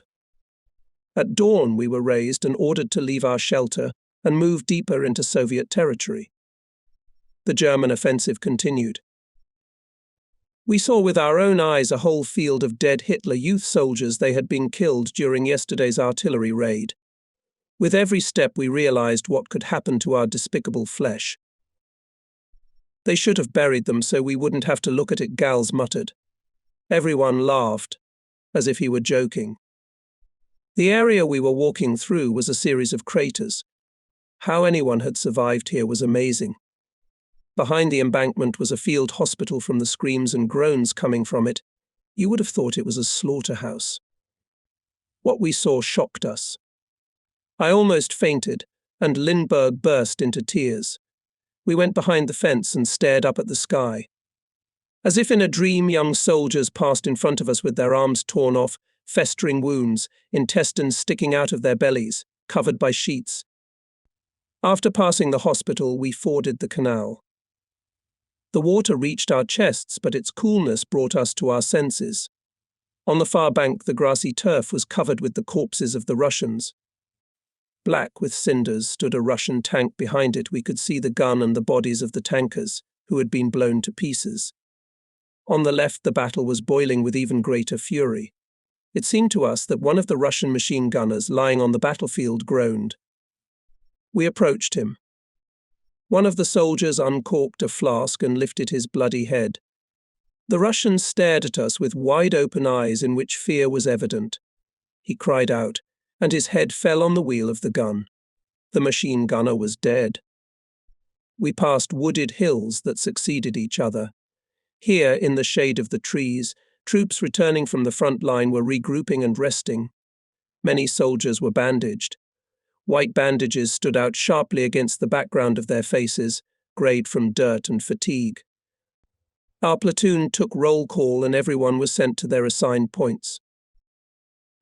The grenadiers from our platoon were sent to another unit, and 2 soldiers from disorganized units joined our ranks. Unfortunately, our platoon was led by the field fleet already mentioned. He now had only 1 day to live. As ordered, we on the tanks reached the huge plateau, going into the endless distance. Jumping off the tanks, which had stopped, we found ourselves among the soldiers who were lying down at the bottom of the trench. Shots from 50mm artillery of the enemy showed us that here are already forward positions. The tanks turned and disappeared behind the trees 50 meters behind us. We squeezed through the crowd of soldiers crowded into the trench. They took our appearance without much enthusiasm. The enemy's artillery was firing at the moving tanks as they moved away into the forest. The sounds of bursts subsided. The dull-faced field felder became worried that a round only do that shooting, and began to discuss the situation with the young lieutenant. Soon the latter signaled to his subordinates. Bending in 3 figures, they headed into the forest. The Ivans, who were not hidden from what was going on, fired 5 or 6 bursts at them. Bullets whistled around us. And again we found ourselves alone in the trench. There were 9 of us, and right in front of us the positions of the Russians. The sun was shining brightly in the sky. "Enough chilling, let's get to work. We have to set up the machine gun," the field felon barked in a voice that was more suitable for a military review. As ordered, we began to rake the dusty soil of Ukraine with pickaxes.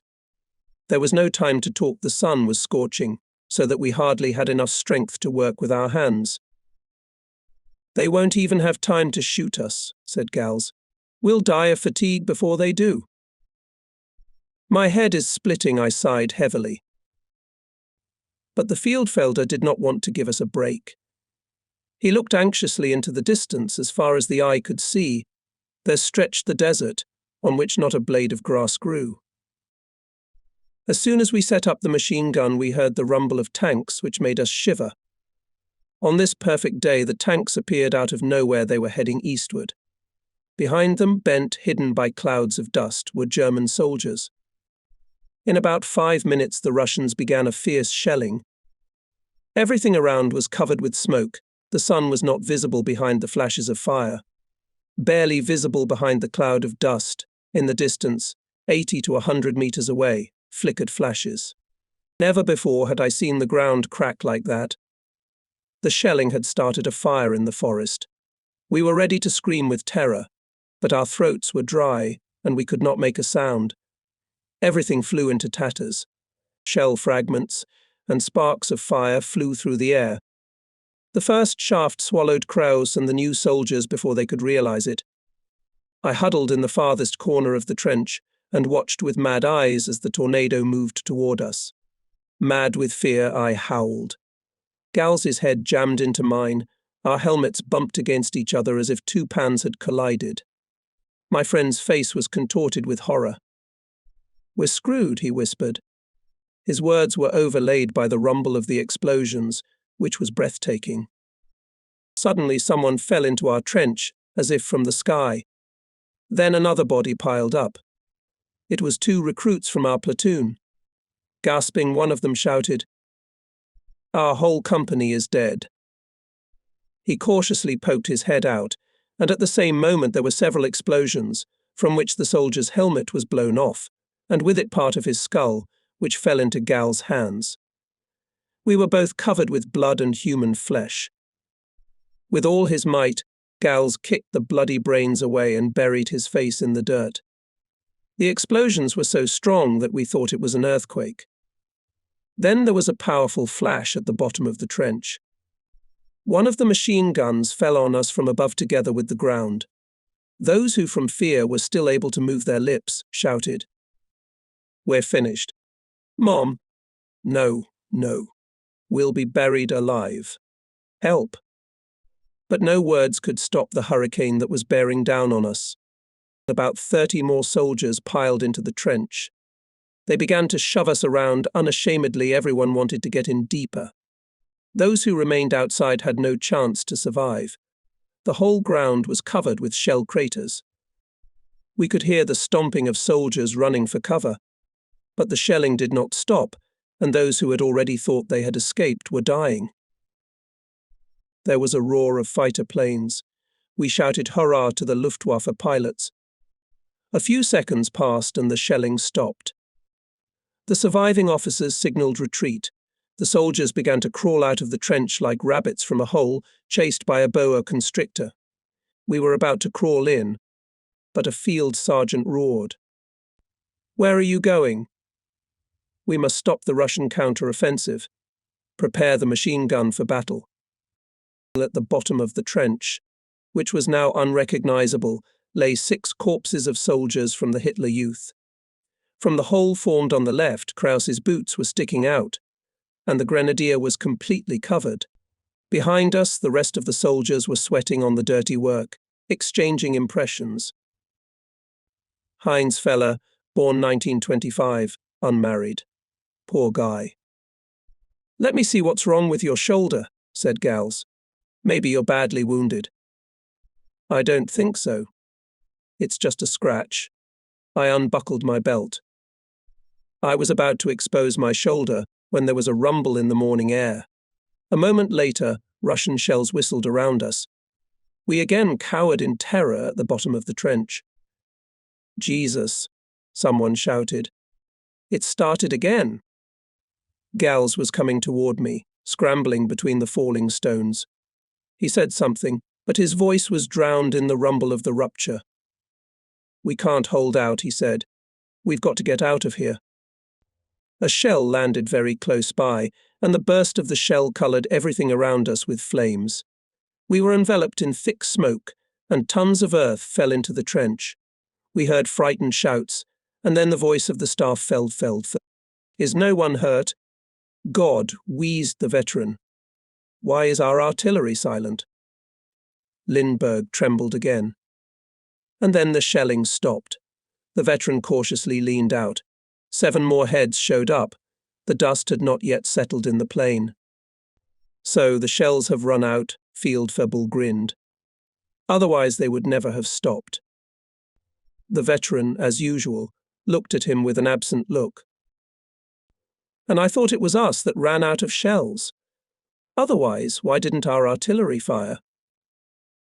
We're preparing for an offensive, so the guns are silent. Wait, soon our tanks will appear. The veteran did not take his eyes off the horizon. I have no doubt, continued to rant Fieldfell. Any minute the German troops will go on the offensive. But we were no longer listening to him, our eyes were fixed on the veteran. His pupils dilated, he opened his mouth as if he were going to scream. The Fieldfebble finally fell silent. We all looked where the veteran was looking.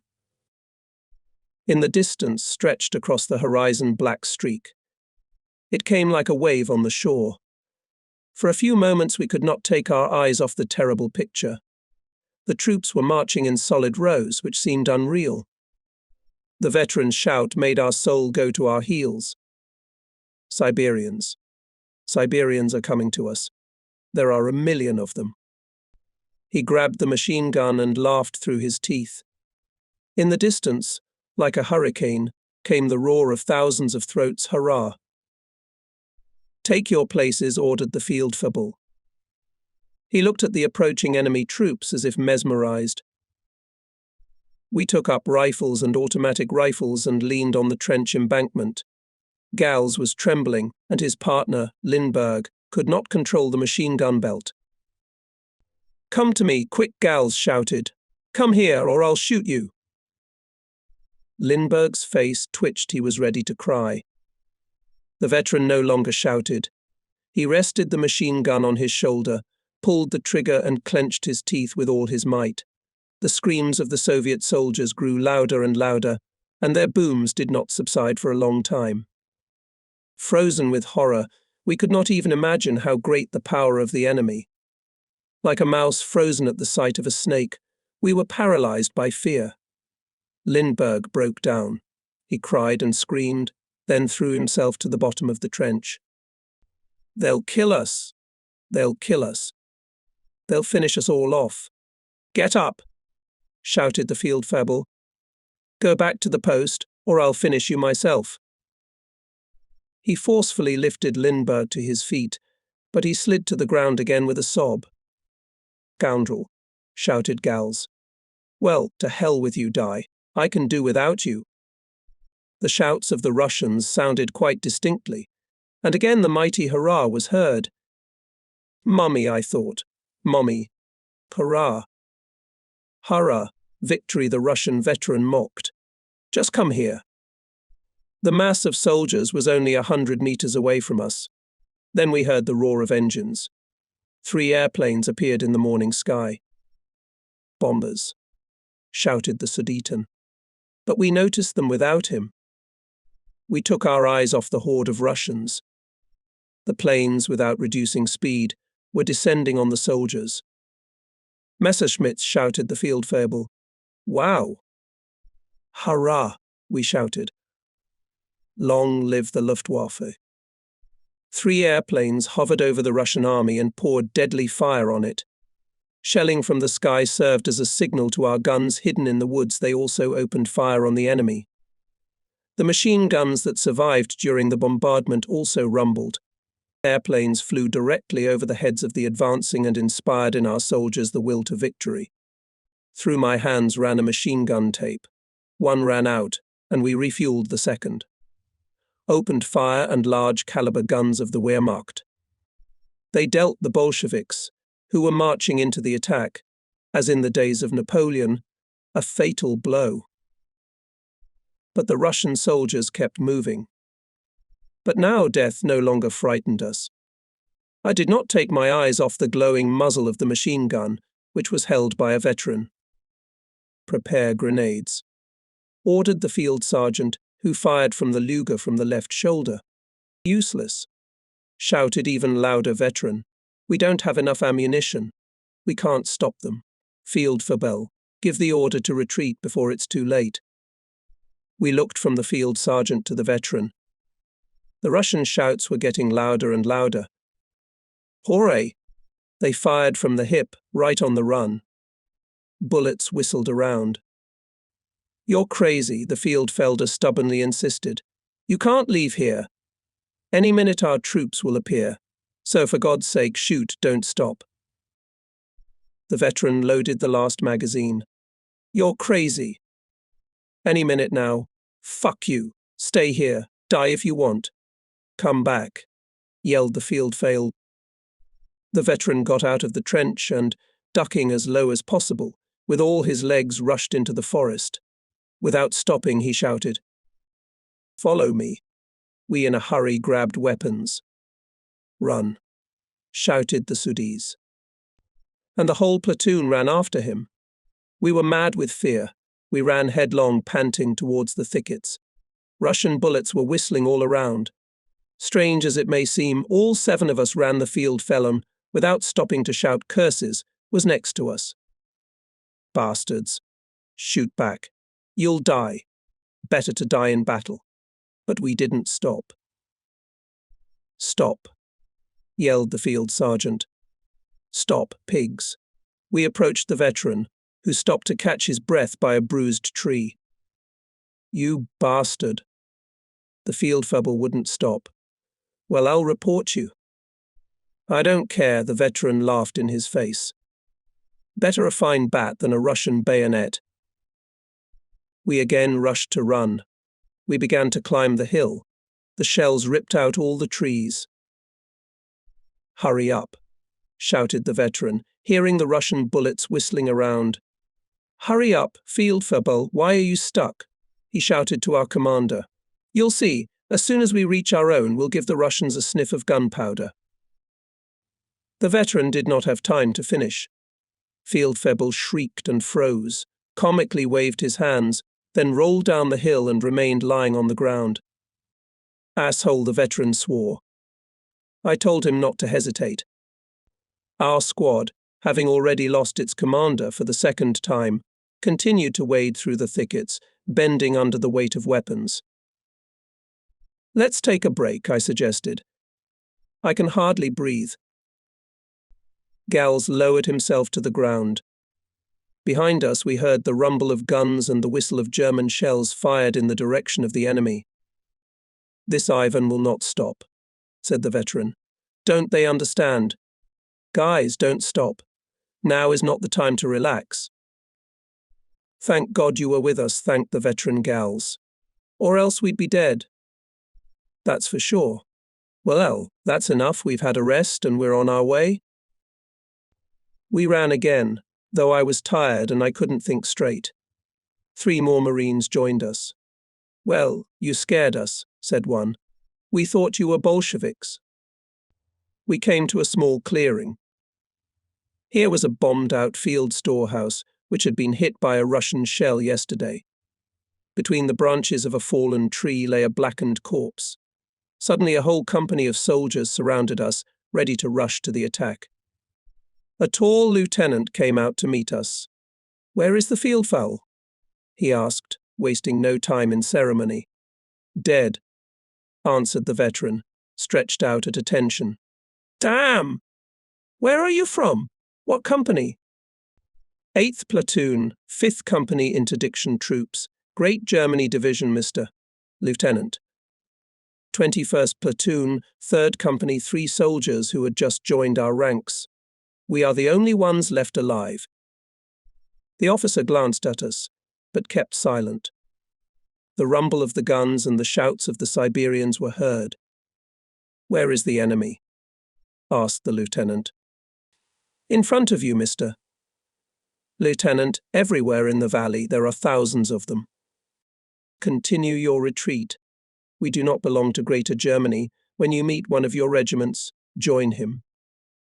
There was no need to repeat the order.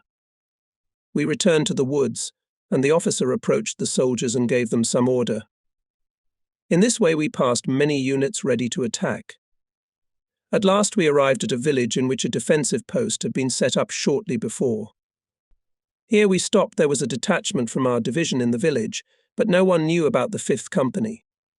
First the officer and then the soldiers threw a lot of questions at us. But they allowed us to rest under the roof, and even brought us a drink. Everywhere the work was boiling, soldiers were building defensive fortifications and engaged in camouflage. By noon the Russian artillery opened fire again. We rushed into the familiar cellar. There, in spite of the explosions which shook the ground, a fat man, a veteran of the Great Germany, was singing and dancing. Those present did not pay the slightest attention to him. Had he lost his mind? Gals stopped in bewilderment. He was already freaking out when we got here, someone explained. Soon we stopped looking at the crazy fat man. Now he was doing the French can-can. That's too much, Gals muttered. But the crazy soldier only waved his hands. By evening, 5 or 6 tanks rode toward the Russians. Behind them were several companies of grenadiers. From afar came the sounds of battle, which did not subside for an hour. Then the grenadiers returned, followed by soldiers of disorganized units. The trees were colored with flashes of flame. Bullets whistled around. The retreating soldiers were dragging their wounded comrades behind them. We realized that soon we would be on the front line again. The fighting was getting closer, the bursts became even louder. From their rumbling we were again seized with horror. The counterattacks of the regiments, whose location we were passing by, were smothered in the vast Russian mass, which was not afraid of losses. Our village became an important strategic point. It was full of machine guns, mortars and even anti-tank guns. It was to this that we owed what we had to endure for the next day and a half. At a distance of 60 meters were sheltered 2 machine guns, at which stood Gals and the veteran. To our right, under cover of the ruins, a mortar was placed ready for battle. The rest of the soldiers had rifles, machine guns, grenade launchers. They were all hiding behind the ruins of 5 or 6 huts, behind firewood or hedges. A little farther away, behind a low wall, soldiers from the retreating units were placed. They were regrouped and forced to dig new trenches. To the left, behind a house that had survived, was a platoon of mortar men, which had also been augmented by disorganized squads of infantrymen. A little way back over the road that ran through the village stood a 50mm anti-tank gun protected by a sort of bunker. Its muzzle was aimed at the gardens. Behind it, a little lower down, next to the tractor, radio communication trucks stopped. From the shelter in the basement, orders were continuously pouring out. Officers were hastily regrouping the retreating soldiers, creating from them special-purpose units, thus expanding the line of defense of the village, where obviously the command post was located. Occasional bullets forced one or the other squad to throw themselves to the ground. But this was nothing compared with what we had experienced yesterday. Now it seemed to us that we were at rest. Only in the distance, at a distance of 2 kilometers, the fighting between the last detachments of retreating German troops and the Russian army did not stop. The veteran, who was listening to the rumbling from the front and behind, nodded. It seems, he repeated, they've gotten it into their heads to set up another Siegfried line. Do these fools really think they can stop the Russians that way? You, priest, he turned to the priest, maybe pray to God to send lightning. It is just-in-time artillery is of little use. There was general laughter. The priest laughed too. He had seen with his own eyes how God's creatures tore each other to pieces without the slightest remorse, and now he was not so sure of what he had preached. A field felon peeped into the shelter. What the hell is this gathering? 9. Interception Unit Number 8, 5th Company, Field Fleet, reported the veteran, referring to the 6 soldiers. The others had asked to visit. All right, relented the field sergeant, stay where you are. Let the outsiders go to their positions. We have plenty of empty trenches. The outsiders, grumbling, began to rise. Fieldfable. The veteran turned to him, leave us some reserve in case any of our men die.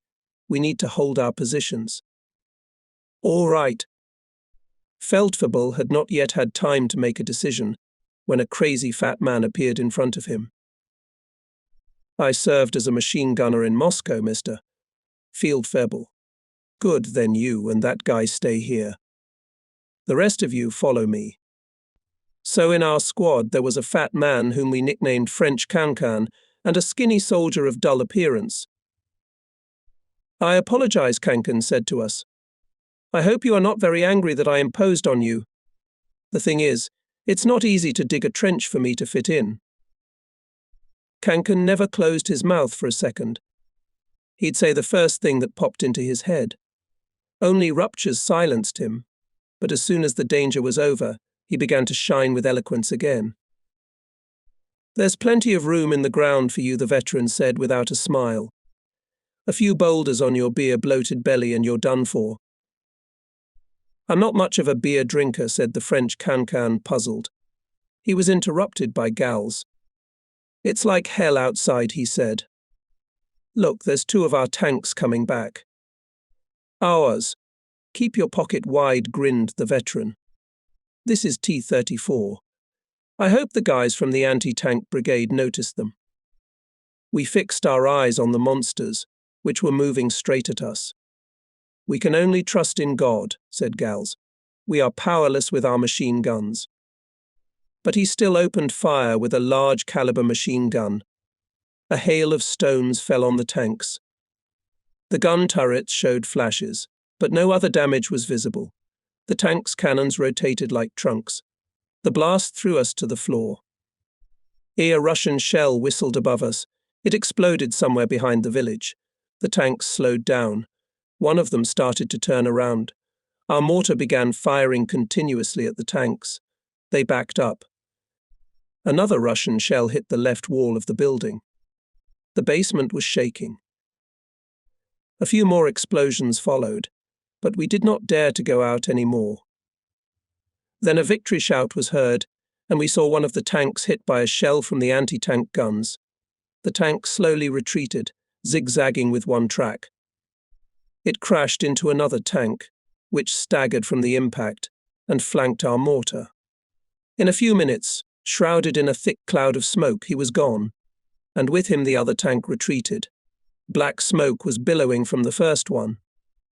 It was clear that he would not be able to get far. We heard the victory shouts of the Germans. We have seen, exclaimed the veteran. That's how you can turn an Ivan into a fugitive. All of us, except the skinny dark-haired guy, laughed. Why are you so gloomy? Gals asked him. I'm sick, he answered. You mean scared to death, said the Sudetan. But we're all afraid. Of course I'm afraid, but I'm also sick.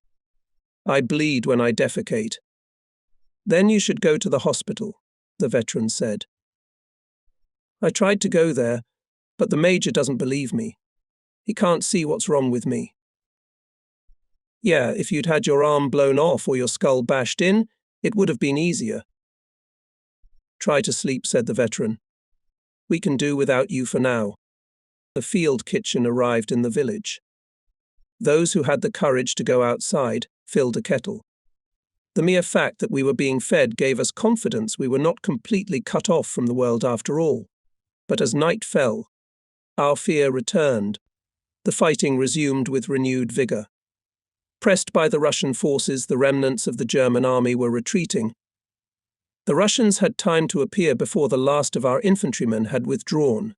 Everywhere against the background of the gardens could be seen groups of advancing soldiers. They ran toward us with shouts, but their voices were drowned in the rumble of the guns. A bloody massacre had begun. The air in the cellar was filled with the smoke of 2 machine guns. It became impossible to breathe. From the firing of anti-tank guns, heated to the limit, in the ceiling appeared more and more cracks. Plaster was raining down on our heads. We'll take turns firing, the veteran shouted to Gals.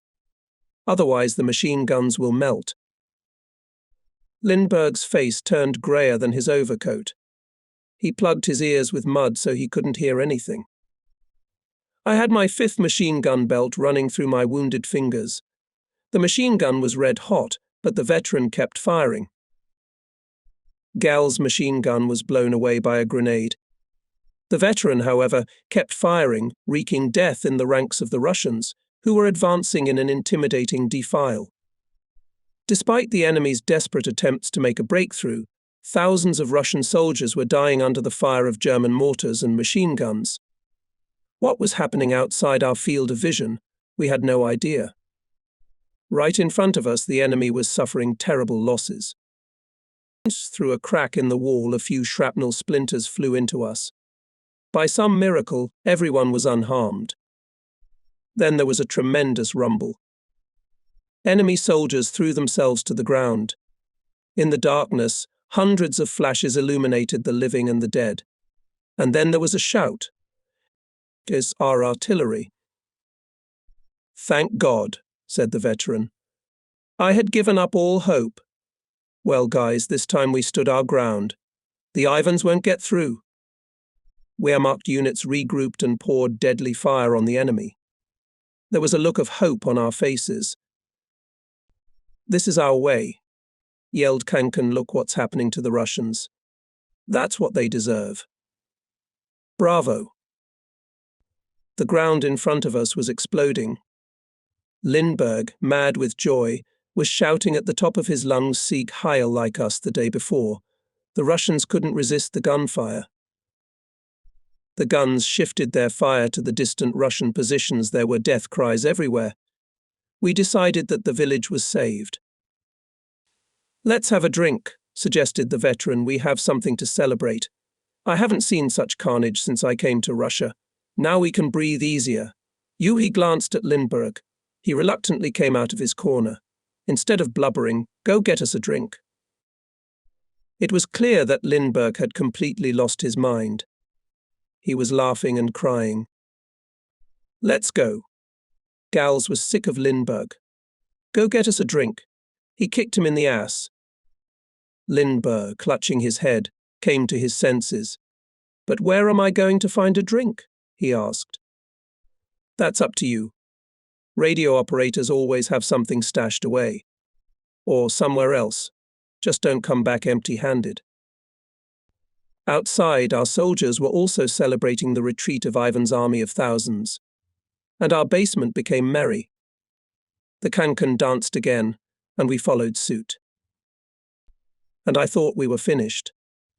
Thank God the artilleryman saved us. Thank God, laughed the grenadier who had been with us for 3 days. From our reddened eyes, tears of joy and relief streamed down our faces, black with soot. We all trusted the veteran now. He had saved us that morning. Now he was celebrating, so we could follow his example. He knows what to expect from the Russians, how many battles he had to go through. But this time the veteran was wrong. The ranks of the Russians were getting denser and denser. These were no longer the divisions that we easily drove out of Poland and chased thousands of kilometers across Russia. Outside, far away from the cellar, the village and the trenches surrounding it, from the thousands of corpses of moujiks and burning forests, trampling with their feet the dead Germans and their own, a new Russian army was entering the battle. Now it was more powerful than ever before. The Russian soldiers had hundreds, thousands of guns at their disposal. Soon our laughter would be silenced. It would be replaced by the victorious shouts of the Russians. 5 pairs of frightened eyes looked at the garden, illuminated by thousands of lights. The Soviets had been trying to break through the German defenses for 3 days now, and for 3 days we had been desperately repelling the Russian offensive. In between attacks, the Russians were firing on the infantry and artillery from the most powerful guns. Our artillery, as best it could, was firing at the enemy. 5 hours had already passed since our laughter had fallen. Silent Stalin's units were inexorably crashing into our positions. Those who, like us, were lucky enough to find a good shelter were shooting the rest of the ammunition in disorder in the ceiling. We had formed holes. Through them, like through a pipe, smoke was coming out. At the machine gun, Gals was replaced by a lanky fellow suffering from dysphagia. A bullet or a piece of shrapnel had hit Gals. He was huddled next to 3 dying men who had been brought to our shelter to let them die in peace. Machine gun Galsa made the last shots and silenced remained to shoot only a veteran. Barely kept on his feet, he was helped by Kankan, Sudets and me. When Russian rockets Katyusha covered the trench with mortars, we were seized with despair. The last mortar had been removed, and the anti-tank guns had long been silent. Only a few machine guns and infantrymen kept the screaming mob from overrunning the village. At any moment we could be surrounded and crushed. "I guess it's time to die," said the veteran. "It's lousy, but what can we do?" At times between the flashes we could distinguish the clatter of machine guns that continued their heroic resistance. The Russians did not retreat. As soon as it dawned, they launched their tanks. Those who were still defending died. A shell destroyed our shelter. We threw ourselves to the floor. Our screams merged with the groans of the machine gunners and the rumble of the Russian tanks, trampling into the ground the remains of 2 machine gunners. For a whole minute Gals could not take his eyes off the sight that presented itself to him. He was the only one who saw what had happened. Later he told us that the tanks were still tamping the ground for a long time, mixing soil and human remains. The tankers, on the other hand, were shouting, "Hitler kaputt!" We managed to retreat about 10 minutes before the Russian troops approached. There was no doubt the army had abandoned us to our fate. God only knows how we got through the mountains of dead men, the flashes, the chaos. My head was shattered by the rumble of shells. The mere thought of silence seemed unimaginable. Behind me was Gals. His hands were stained with blood oozing from the wound in his neck. Lindbergh was silent. He walked in front. The veteran moved behind. He was cursing the war, our artillerymen, and the Russians with his last words. A fat man was walking side by side with me. He was muttering something under his breath. The noise of the battle intensified, and the sun rose even higher. We rushed for our lives. "Sire, we're finished," Gals shouted to me, panting. It was useless to run. My head was splitting from the sound of the shells. Suddenly Kankan screamed. I turned my head and looked at him with unseeing eyes. I thought I was dreaming. I looked at him without feeling the slightest sensation, still barely able to move my legs. "Don't let me fall," Kankan begged. He put his hands around his stomach as if he were holding something. It smelled like the stench of slaughterhouse scum. "Hold on," I shouted, without realizing it. Kankan shrieked again and bent double. "Come on," said the Sudeten. "We are powerless to help him." We kept running, but we looked like sleepwalkers. From behind us came the sound of an engine. We turned around, expecting a new danger. Something dark was approaching us. The headlights were off. With the last of our strength, we ran away. The half-tracked vehicle, as it approached us, lit up with flashes of explosions. "Get in, guys," offered us brotherly help. We, stumbling, scrambled to the truck. It turned out to be the one in front of our shelter in the village. 3 soldiers managed to get it started. We climbed onto a narrow platform, part of which was occupied by a heavy gun that had been removed from its position. The engine whined and we rolled across the field. There used to be a lot of guns here. Now only empty ammunition boxes remained. Soldiers waved at us. "Save yourselves," shouted to them our driver. "Ivan is already near." One of the artillery tractors must have blinded our driver. Anyway, we drove into a deep crater. Everyone in the car was thrown out. I was lying at the front wheel of the truck and groaning from the pain in my shoulder. "What the hell?" Somebody swore. "What the hell did you do?" "Fuck you," the driver growled back. I think I broke my knee. I got to my feet. My left arm was numb. "There's blood all over your face," said the Sudeten man, looking at me. "But only your shoulder hurts." The body of Gals was on the ground.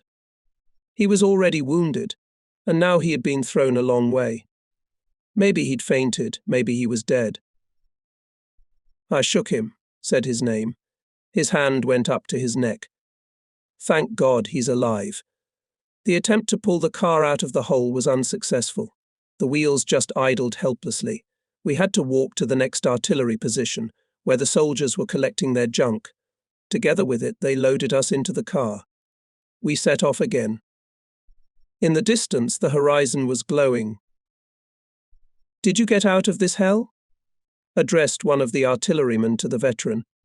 He did not answer. He was in a deep sleep, in which the pain was not so much felt. A few minutes passed, and almost all our companions fell into sleep, despite the shaking. Only Gals and I barely dozed. I could not move from the terrible pain in my shoulder. A figure was leaning over me. My face was covered with blood. The windshield shards had bruised me so badly that blood seemed to be oozing from a deep wound. "The guy's dead," the figure said. "Say more," I shouted. A little later we were given first aid. With each jolt, the pain in my shoulder became unbearable. My stomach was turning over and over. I felt nauseous. 2 soldiers took me into the house. Here the wounded were spread out on the floor. Gals came with me. His neck was bloody. The driver came out limping on one leg. "Do you feel bad at all?" Gals asked. "Sayer, you're not going to die, are you?" His words drowned out the groans of the wounded. "I want to go home," I said, holding back my vomit. "So do I," Gals answered. He rolled over onto his back and fell asleep. A little later we were awakened by the orderlies who had come to sort the dead from the wounded. Cold fingers opened my eyelids. Someone was digging their fingers into my eyes. "Quiet, boy," said the orderly. "Where does it hurt?" "My shoulder." "I can't move my arm." The orderly unbuckled the straps. I howled in pain. "No visible injuries, mister." "Major," he told the tall man in the cap. "What about your head?" "It's all right," the orderly replied. "There's blood on his face, that's all. There's something wrong with his shoulder." The orderly moved my arm and I cried out in pain again. The major nodded. The orderly pinned the note to me, then did the same with Gals and the driver. He took him to the hospital, which was filled to capacity. Gals and I were left lying on the floor. Toward noon, 2 more orderlies showed up. They took care of those who had been left waiting. With their help, I got up. "It's all right," I said. "I can walk. Only my shoulder hurts." The orderlies gathered all those who could move their legs and sent them to the hospital. "Everybody undress." As soon as we opened the door, the field sergeant shouted. As I undressed, I almost fainted from the terrible pain. 2 soldiers helped me. Finally, the uniform was removed from my shoulder, which had already begun to swell. I was given an injection in my thigh. Then the orderlies washed our wounds and put band-aids on them. Behind a closed door, a soldier's scar was being sewn up, his wound stretched across his back. After each touch of the instruments, there was a scream. 2 orderlies came in and grabbed my shoulder. I howled in pain and cursed, but they didn't even turn toward me. There was a crunch, and pain shot through my body from head to toe. The orderlies set my sprain and moved on. Outside, I met Gals. He had a gauze bandage on. His whole neck was wrapped in bandages. A piece of metal hit him about 8 centimeters below the first wound he got near Kharkov. "Next time it'll hit him right in the head," Gals said. A little farther away we found a veteran, a Sudets, a Lindbergh, and a grenadier. They were asleep, stretched out on the grass. We lay down beside them and soon fell into slumber too. So ended the battle for Belgorod. German troops lost the land, with huge losses captured 10 days earlier, and gave up many other territories. A third of the soldiers fell on the battlefield. Among them were many Hitler Youth soldiers. What happened to the young, handsome man with the face of Madonna, to his friend who had a blank stare, and to the eloquent student? Perhaps they fell on Russian soil, like the accordionist who sang about wanting to return to the peaceful Green Valley, only to die. There are no headstones over the remains of Germans who died in Russia. One day some mujik will fallow the remains, cover them with fertilizer and sow the arable land with sunflowers.